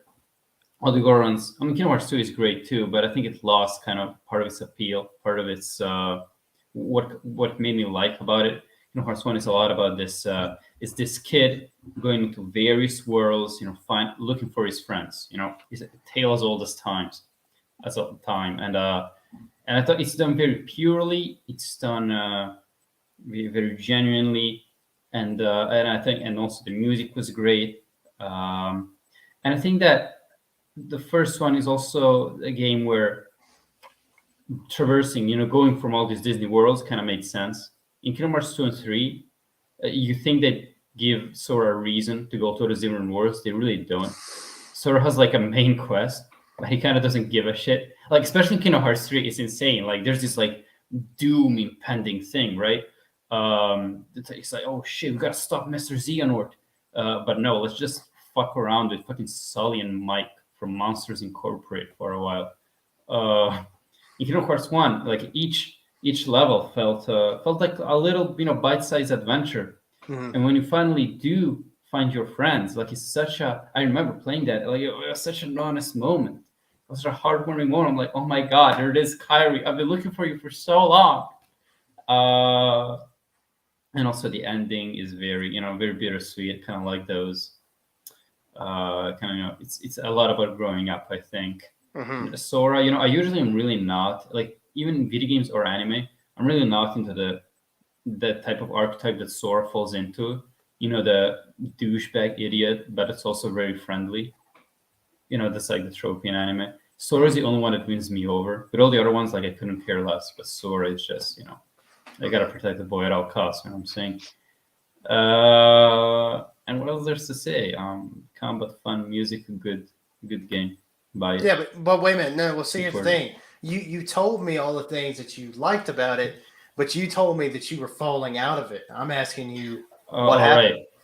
right. What happened is well, you know what happened. Kingdom Hearts 3 happened. No, I'm kidding. The decay happened a long time ago, before Kingdom Hearts 3. It just became like this whole meme that Kingdom Hearts has a very complicated story. It's not complicated. It's just fucking stupid. They just keep adding shit on top of it, just lordom on lordom, right? Without ever really resolving the plot threads that were open in the last one, right? They keep giving more questions than answers, and it was fun for a while. But then a little thing happened. I turned 16. Uh, no, I'm kidding. But I don't know. I kind of got tired of it. And I think that the killing blow was the mobile games. Like, you gotta tell me that I gotta. But first, I wasn't that like, I didn't think it was that much of a detriment, because, like, all right, I'll just watch the cutscenes. But even just watching the cutscenes is such fucking pain. I feel like I'm watching grass grow, dude. Um, so but I'm slowly falling out of it. But I haven't fallen yet. I'm holding on, because I know Mhm. you haven't played it, but Kingdom Hearts 3 got a DLC like a year after its release, called Remind, and that little bit, those, I don't know, it's like 1 to 2 hours, is my favorite part of Kingdom Hearts 3. Is my favorite part thing Kingdom Hearts of the last 5 years. And if it hadn't been for that one, if it hadn't been for that DLC, I might have given up on the franchise. Mhm. But as soon as I thought I was out, they pulled me back in. Well, Uh, I will see. That's the I, thing. So I haven't tried that out. I got like halfway through it, and then I think something else happened. I grew up. I grew out of it. I think most people do. I love Disney movies, the original ones. I mean, Mhm. I grew up with that stuff. But I mean, at the same time, it's one of those things. What brought me back was the trailer for Kingdom Hearts 4. Whenever that releases, Oh yeah. it looks more like Final Fantasy. And you know me, I love Final Fantasy, so I am pretty interested. I was gonna say somewhat, but no, I'm pretty interested. But I think it's just we've all gotten older. I mean, we're all in our 20s, man. I mean, some people love this and they eat, breathe, and sleep this stuff. Us, it's just when we were 16 years old, we were Yeah. head over heels for it. I think just over time. I mean, like it's crazy. Like with Lyra, right? Let's take it back to Harry Potter, right? Let's talk about her world for a second. Like I think all of us love that wizarding world, but there's only like a select few that like know all the lore, that know like all the extra caveats that a lot of people don't really think about, right? Like when you're watching the movies or you're reading the books. Sure. Yeah, right. Lyra knows. That's why I'm bringing you up. Like we're talking about Kingdom Hearts, and I know you can't. I don't know how much you can relate on that or not, but Yeah, that's I kind of thing. know a lot about Disney actually, but I never played the game because one of my best friends is like my video game um recommender button. I just go there, I need something to play, and he goes, "You gotta play this." And I was the one to ask him, like, "What about Kingdom Hearts? You know, I'm a big Disney fan. Why don't I know you played it?" And I was like, "Don't." And I Okay. didn't because Yeah. I don't know why he just hates it, even though like he's a great fan of Disney as I am, and I do trust the guy because he found out about Disco Elysium the moment it came out, so I do trust him. And I was like, okay, if you think I'm gonna hate it because it will ruin some characters for me, then I won't play it. Okay, But Lyra, I'm sure that you have like a really deep connection with this person. I'm sure that that you have a whole past behind you, and I know you trust this person way more than you trust anyone. I know these two idiots, right? But he's wrong for that. He's just wrong okay, for that. You gotta play, we gotta bring him on the podcast and have Oh you yes, you two. please do. Yeah, I should ask him. I think he would do this. Like Do talking about video games, but you gotta be scared of him because he could never stop. Like that I episode could have to be last scared, 6 hours, and you were just like, please, no more. like a And he would, word. yeah, like, Well, we'll see about that. Yeah. yeah, Like I'm usually a wimp, but when it comes to debating on video games, oh mama, oh golly, you know. yeah. Yeah, we've went a couple rounds, me and Jan, since the inception of this show. I tend to be a little bit more critical, but that's only because I expect greatness, and when it's advertised as greatness, and it's just I have an issue Hmm. with it because I put a lot of time, right? Like I was just talking about, right? Time is already very very compressed as it is, and so when I'm again, I bring up Jedi Survivor because that's the hot thing right now for me, right? I am so in love with the galaxy. Okay, I'm in love with the Star Wars, everything about it. I've put so much time into it that it feels enriching. I feel like the spark. You know what I mean? You ever know Hmm. like the spark mean like when you're playing something, you're like, wow, I Yeah, know why I am playing this. This is why I'm in love with this. I'm at work, I'm thinking about being a Jedi, right? That's how much I love this game. When I'm playing a game that's very shallow, like I said, we talked about side quests before, right? Very run of the mill shit. The gameplay loop, right? Here's the thing, every game we play is repetitive to a certain degree, right? Like there's no It's a game out gameplay there. loop. There's no game out there. It's all about implementation. That's all it is. That's how the gameplay is, right? That's all it is. Like my favorite game is literally about cowboys shooting each other. What's the main gameplay element? You're just shooting people. That is it. But it's how it's done. It's about the sure. implementation of how they use the gameplay as opposed to, okay, you go here, shoot this guy, go here and kill this guy, go here and get this, and then come back and shoot this guy. It's what I mean? Like implementing ways to make it innovative and fun. Like in Star Wars Jedi Survivor, yeah, a lot of the time you go to a place, there's like a bunch of enemies, you got to mow them down, but it makes you feel such like a badass when I have two lightsabers in my hand. I'm whipping them around. I'm killing like 50 guys in a room, and then I can pull out my blaster, kill like 5 or 6 more dudes, take out a single blade. Like it just, you know what I mean? Like it's stuff like that. Like I can't put it down. Like I'm probably when I get Yeah, off That's of good. here after hanging out with the wife, I'll probably will get back and play it again, and I might even beat it. It's one of those games. It's just and Nice. so yeah, it's like it's not. So what I'm saying is, it's like when you think about games like that, there's people that say, "Oh, well, it's like the same thing over and over again." I'll tell you what's the same thing over and over again. These stupid multiplayer games like Apex, trash. Right. Hmm. I'm not gonna comment on Trash. Dylan. I tried to reason with you when it Yeah, comes to that. yeah, about Fortnite, right? Like I played a little bit of Fortnite. Like it's not, you know, It's I'm not fun gonna with defend friends. it. It's really fun with friends. I only played with my roommate, Yeah, like and on my own, I would oh, never play those, but mhm. with and they got. By the people. way, speaking of Fortnite, sorry about cutting you off, Lyra, but they do have a Star Wars event going on Fortnite. Just saying, Yeah, Yeah, you don't no, can I but whip don't know. up your you? lightsaber. But don't yeah, Yeah, but yeah, that's trash. And you Why can would I have it no, you there? get force powers. You get force Oh, powers. You can really? like, That's a oh game yeah, changer. yeah. you can It's pretty you cool. can yeah, like throughout the map, you can either run into Anakin, a young Obi-Wan Kenobi, or Darth Maul, right? And depending on who, so you come up to them and you get your lightsaber, right? Depending on who you come to, you get different force power. You gotta get force pull, force push, or force throw. Force throw is the best one because it's the one that makes you win. It's the win button. You do like 200 damage to anything that's in your Yeah. way. Which It's compared to terrible force if pull, somebody else gets it. It's great if you eh, do. that's exactly no. If somebody else gets it, then it's bullshit and it should be patched. But Exactly. if I get it, Exactly. if I get it, that is it's the best thing ever happened to this game. Absolutely. Like if it What? spawns where you are on the map, then it's the best game No, ever. Love that's Fortnite a and love they added it. If somebody else has it and they're like walking towards my team, I'm like, I hate this. This I'm is like so fuck this OP. They should game. get rid of Yeah. it. I hate this collab. Let's end it already. Yeah, they should patch it to where it only spawns in front of me. Yeah. But I do But like those kind of games with friends. yeah, Yeah, exactly.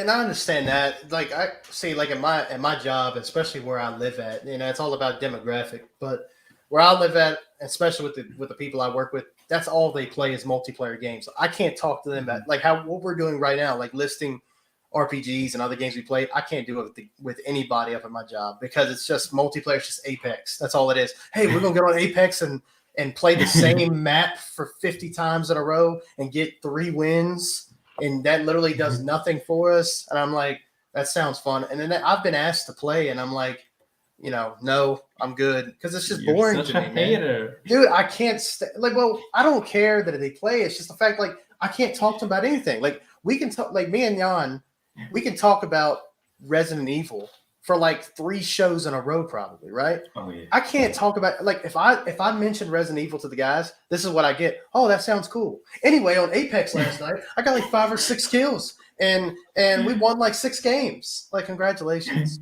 What does that do for you?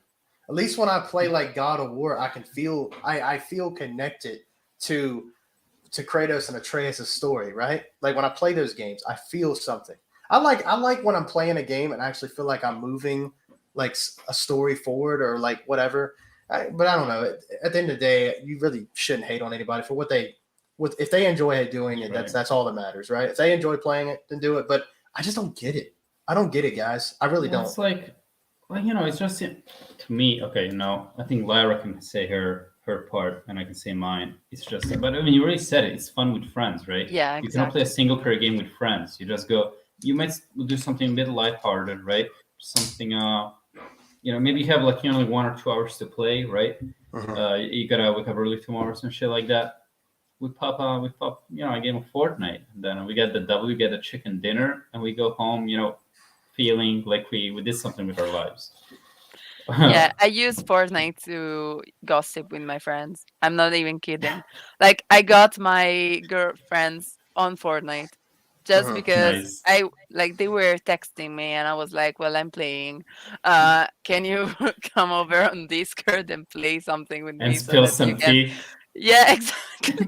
That's and then now we call it Fortnite and therapy. I'm not even kidding. Like Nice. we do that. Like we have a group chat and they're like, some Fortnite and therapy tonight, and I'm like, sure. And I Love that. just yeah. So we don't even play seriously. We may never win in an entire night. We're just there chilling, killing Mhm. people, Uh, and they're like, well, that happened today. I that, hate that well, girl. I was like, yeah, yeah.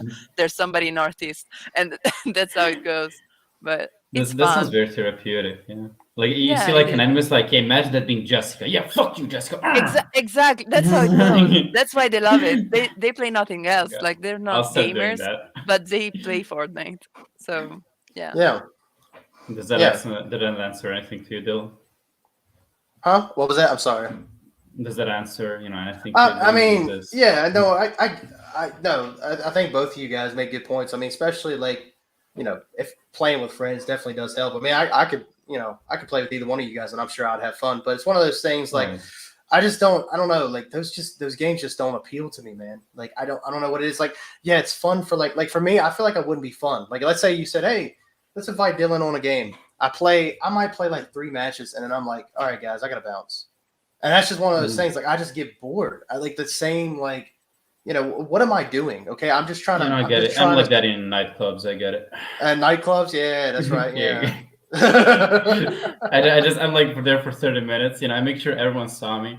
Then I'm like, all right, I'm out. I gotta Yeah. go. Well, yeah, same way. I Like, left yeah, my like gas on. when I had like, yeah, when I go to a party like in high school or something, I would make an appearance for 20 minutes, and then where's Dylan Just at? He's to already say you were home. there. Yeah, yeah, and then I'm already home because it's just I hate I don't know. It's a little bit of the because I've told Jan this a bunch of times, Lyra, on the show, but it's like I try to be like a very like sociable person, but I am very like a stay at home guy. Like I'm more of just Hmm. like introverted.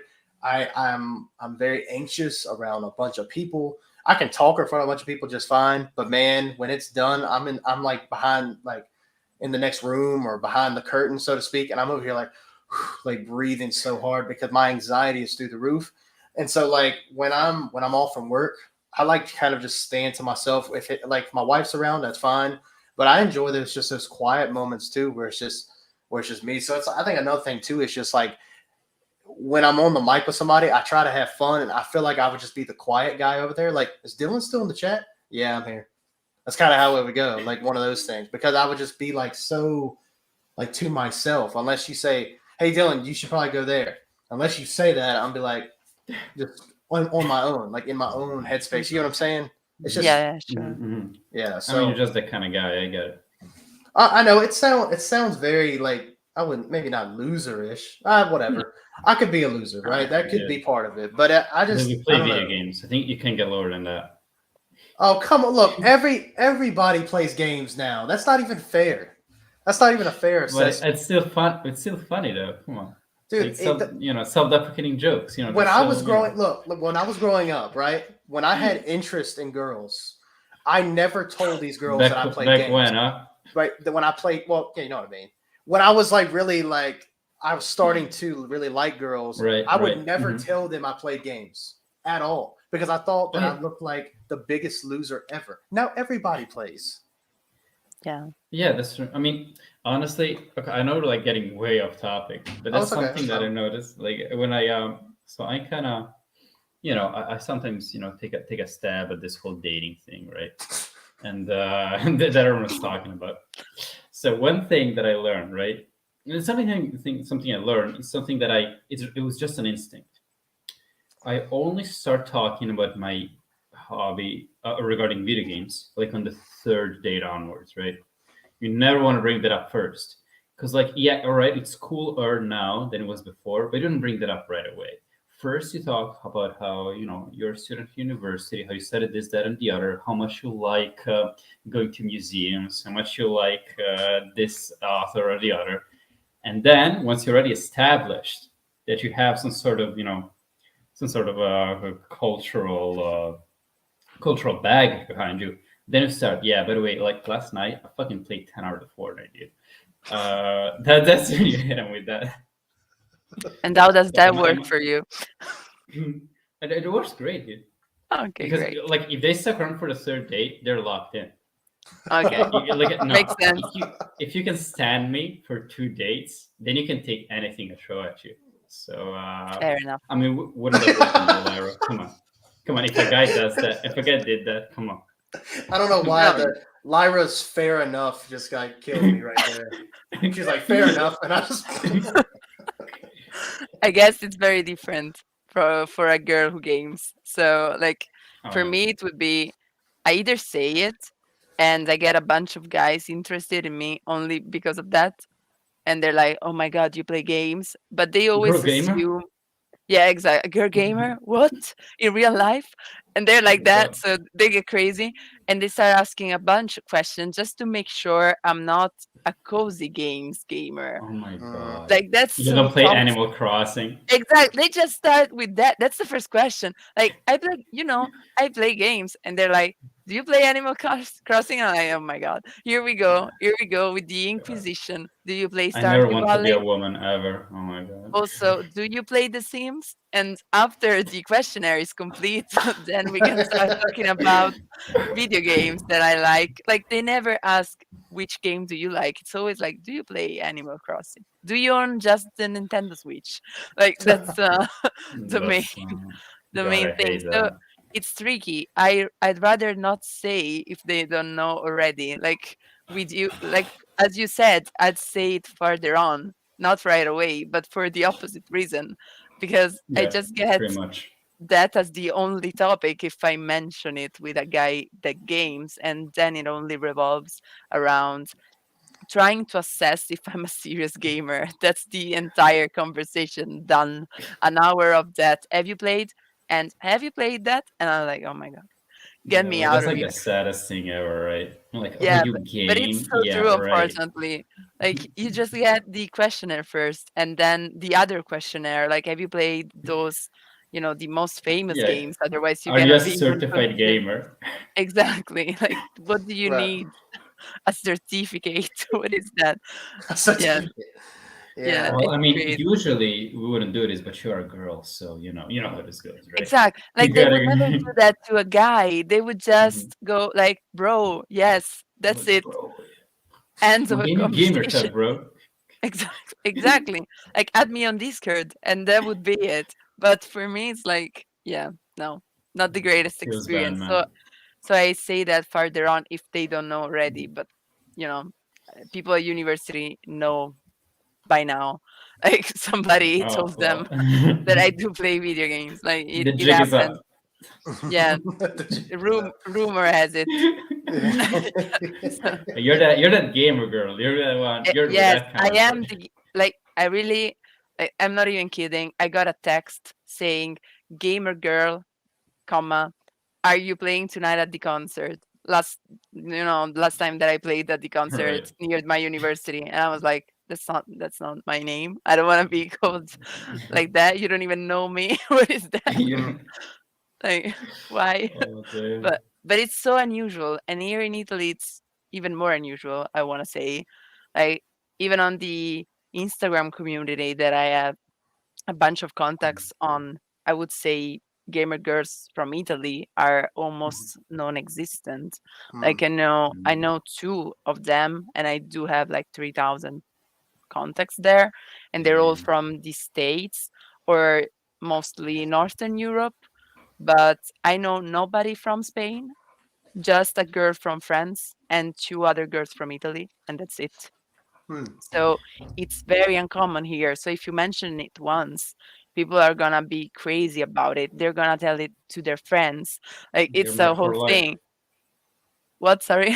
You're marked for life, right? Yes, You're the exactly. gamer Like girl. I guess I told one guy on my university course, and the next day every other guy knew. They were all asking me questions. That like they came up to me. They never spoke to me before, and they were like, "Do you really play games?" I was like, "Yes." Oh my god, get You out! know, with a heavy breathing, like, are you a It's girl gamer? that was that was the most accurate thing I've ever heard. But yeah, like yeah, Right. good job. Yeah, But I yeah, think.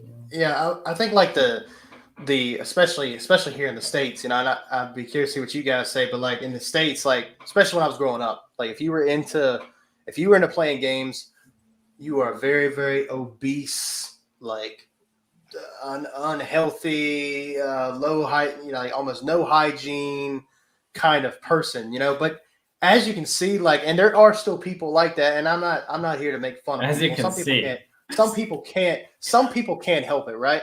But as you can see, a lot of people nowadays, a lot of streamers, right? A lot of people that play games are in pretty decent shape. Like I'm glad it is kind of cool that stigma's kind of going away, but it's people still like they categorize gamers in this one section, right? Like if you play games, you don't have a job. If you play games, you're not successful. If you play games, you don't do anything else for your life. And You're man, wasting your life. Yeah. you got people who play games who like have very successful lives and work from home. I mean, there's a Not us, whole but yeah. That's the dream. career, Yeah. right? There's a whole career out here, man, that you can just stream. You can play video games and make money. Like that's unreal to me. And my dad and my me and my dad, we've gotten better over the years. But my dad was, I think he was one of those like if like I'd be working around the house, I would do all my chores around the house and everything. As soon as I sat down in my room and picked up a controller, I got called every name in the book. I was lazy, piece of crap, didn't get anything done, yada yada yada. Right. You're playing the game all day. I'm like, bro, I literally just sat down. And it's like, it's crazy. There's people now making livings just playing games. I don't know if I could do it, man. I don't know, like just playing games.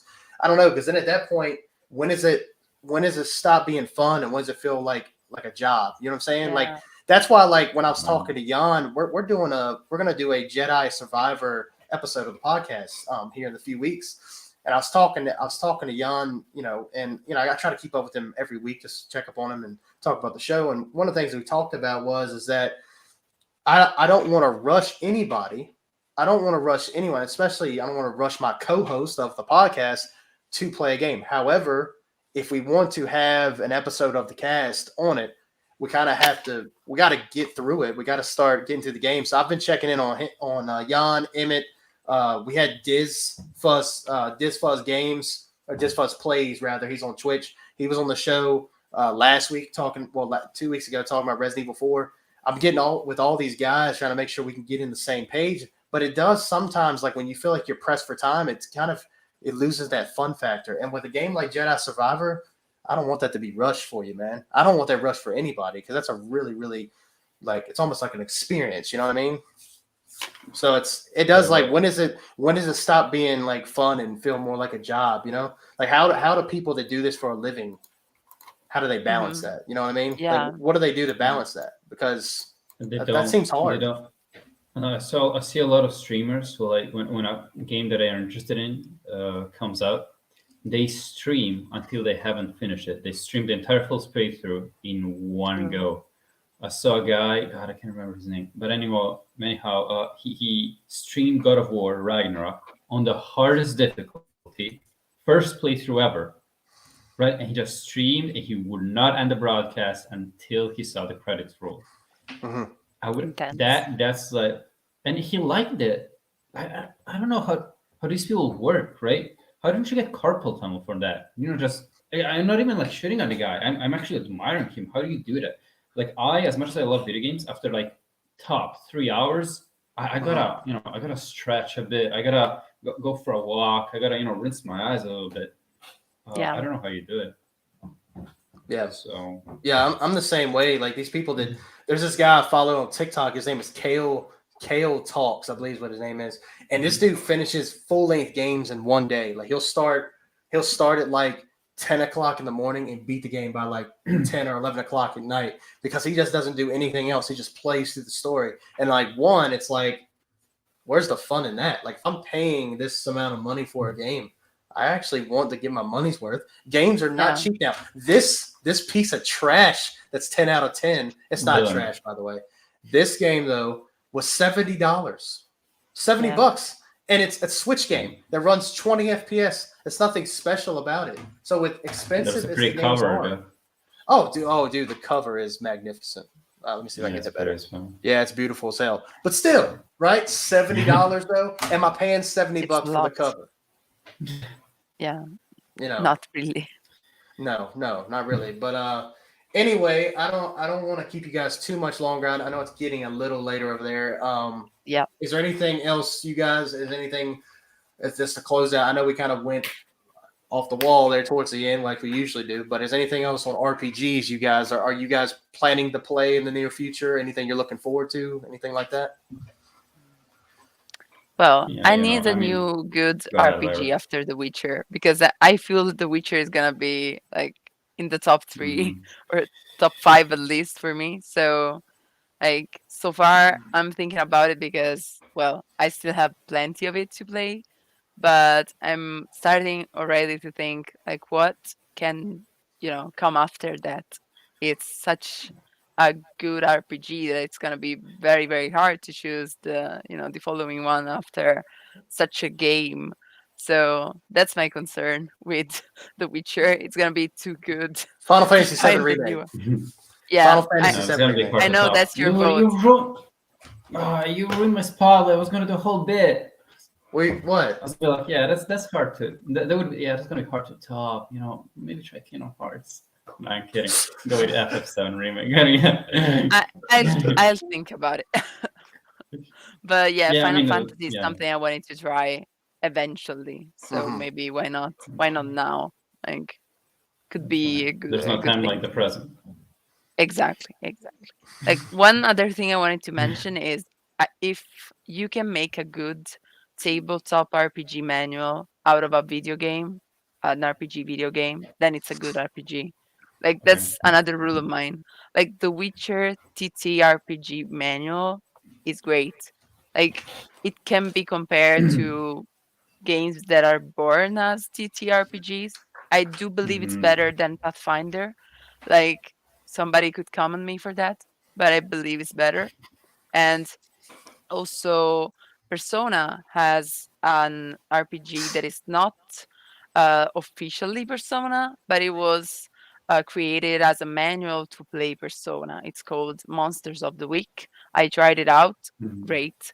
So, like, that's actually what got me into Persona 4 because Oh. Monsters of the Week was based on Persona 4 as a system. You have the personas for the high Hmm. schoolers, and yeah, so it's based around it, even though they changed the names, I think copyright reasons or something, but Of course. it's really good. So that's like one of my parameters.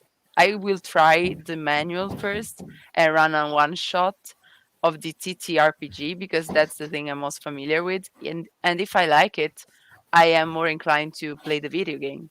So that's one thing for me. But I mean, I come from TTRPG into video game. I know that most of the times it's the other way around. So, Hmm. but for me, that's a good way to choose what to play next.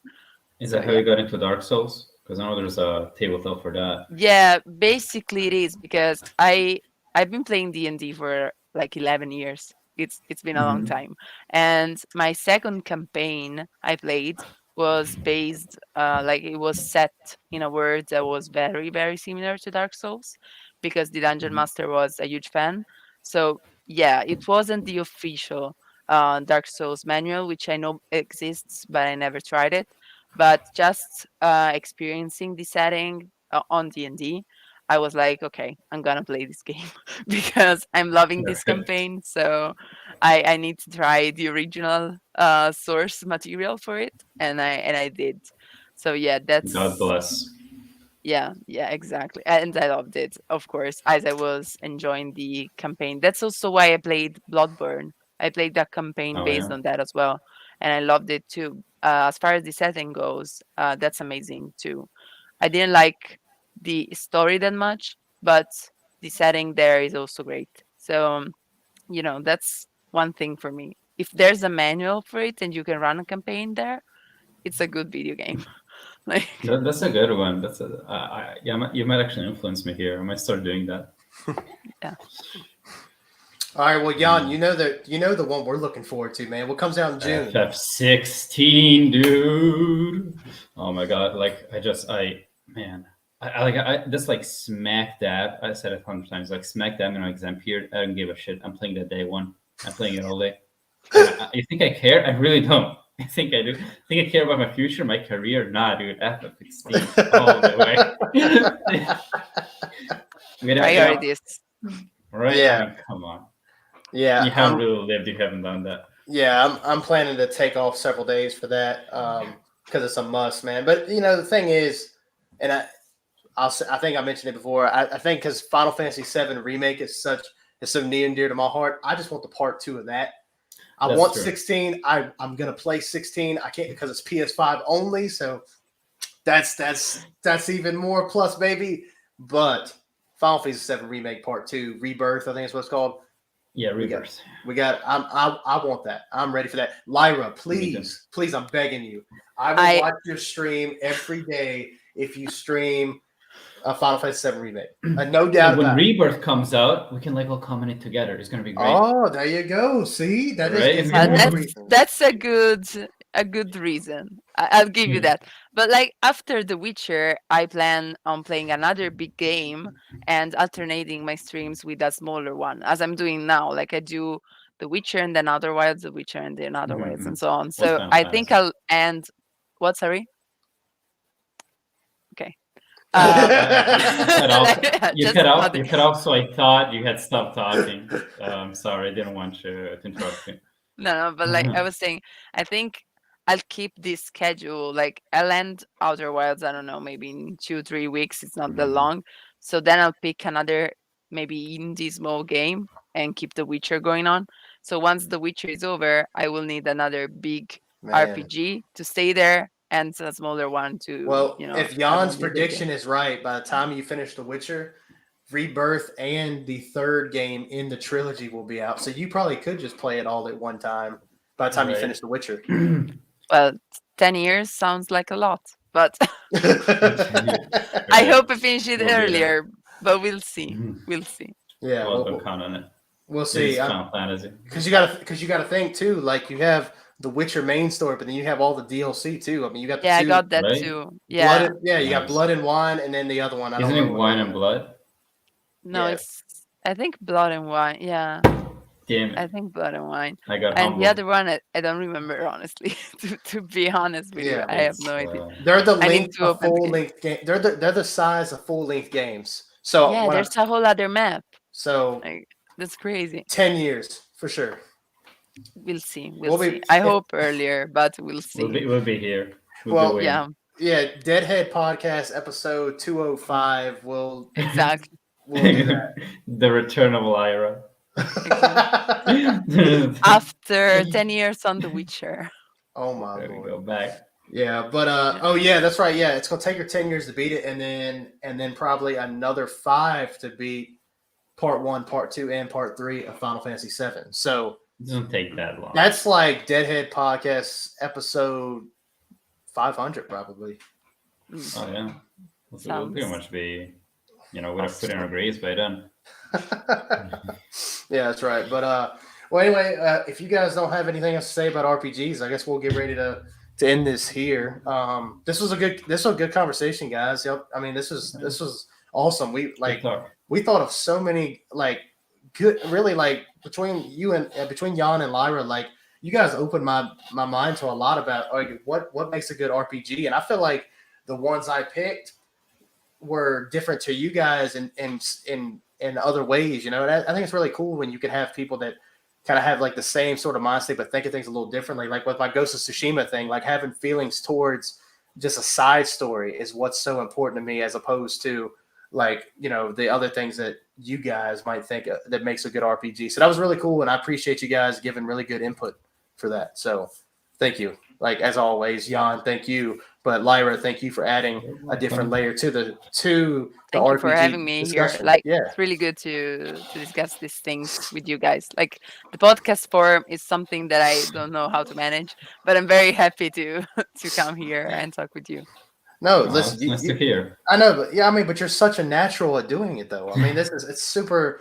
I You're talk a super, lot when I play video games. Yeah, That's when I'm. I've noticed that. I have noticed that. But I mean, that's good though. That's good. You keep things alive. Me and Jan, especially me, we need people that can keep carrying a conversation, even when things start to get to a point where it's like, okay, where do we go next with it? Then you have someone that brings up a different idea. That's like, oh, okay, that's a good idea, and then that just branches like 20 different conversations. That's what makes the Deadhead podcast, right? Isn't that right, Jan? Like we literally go from like one I thing.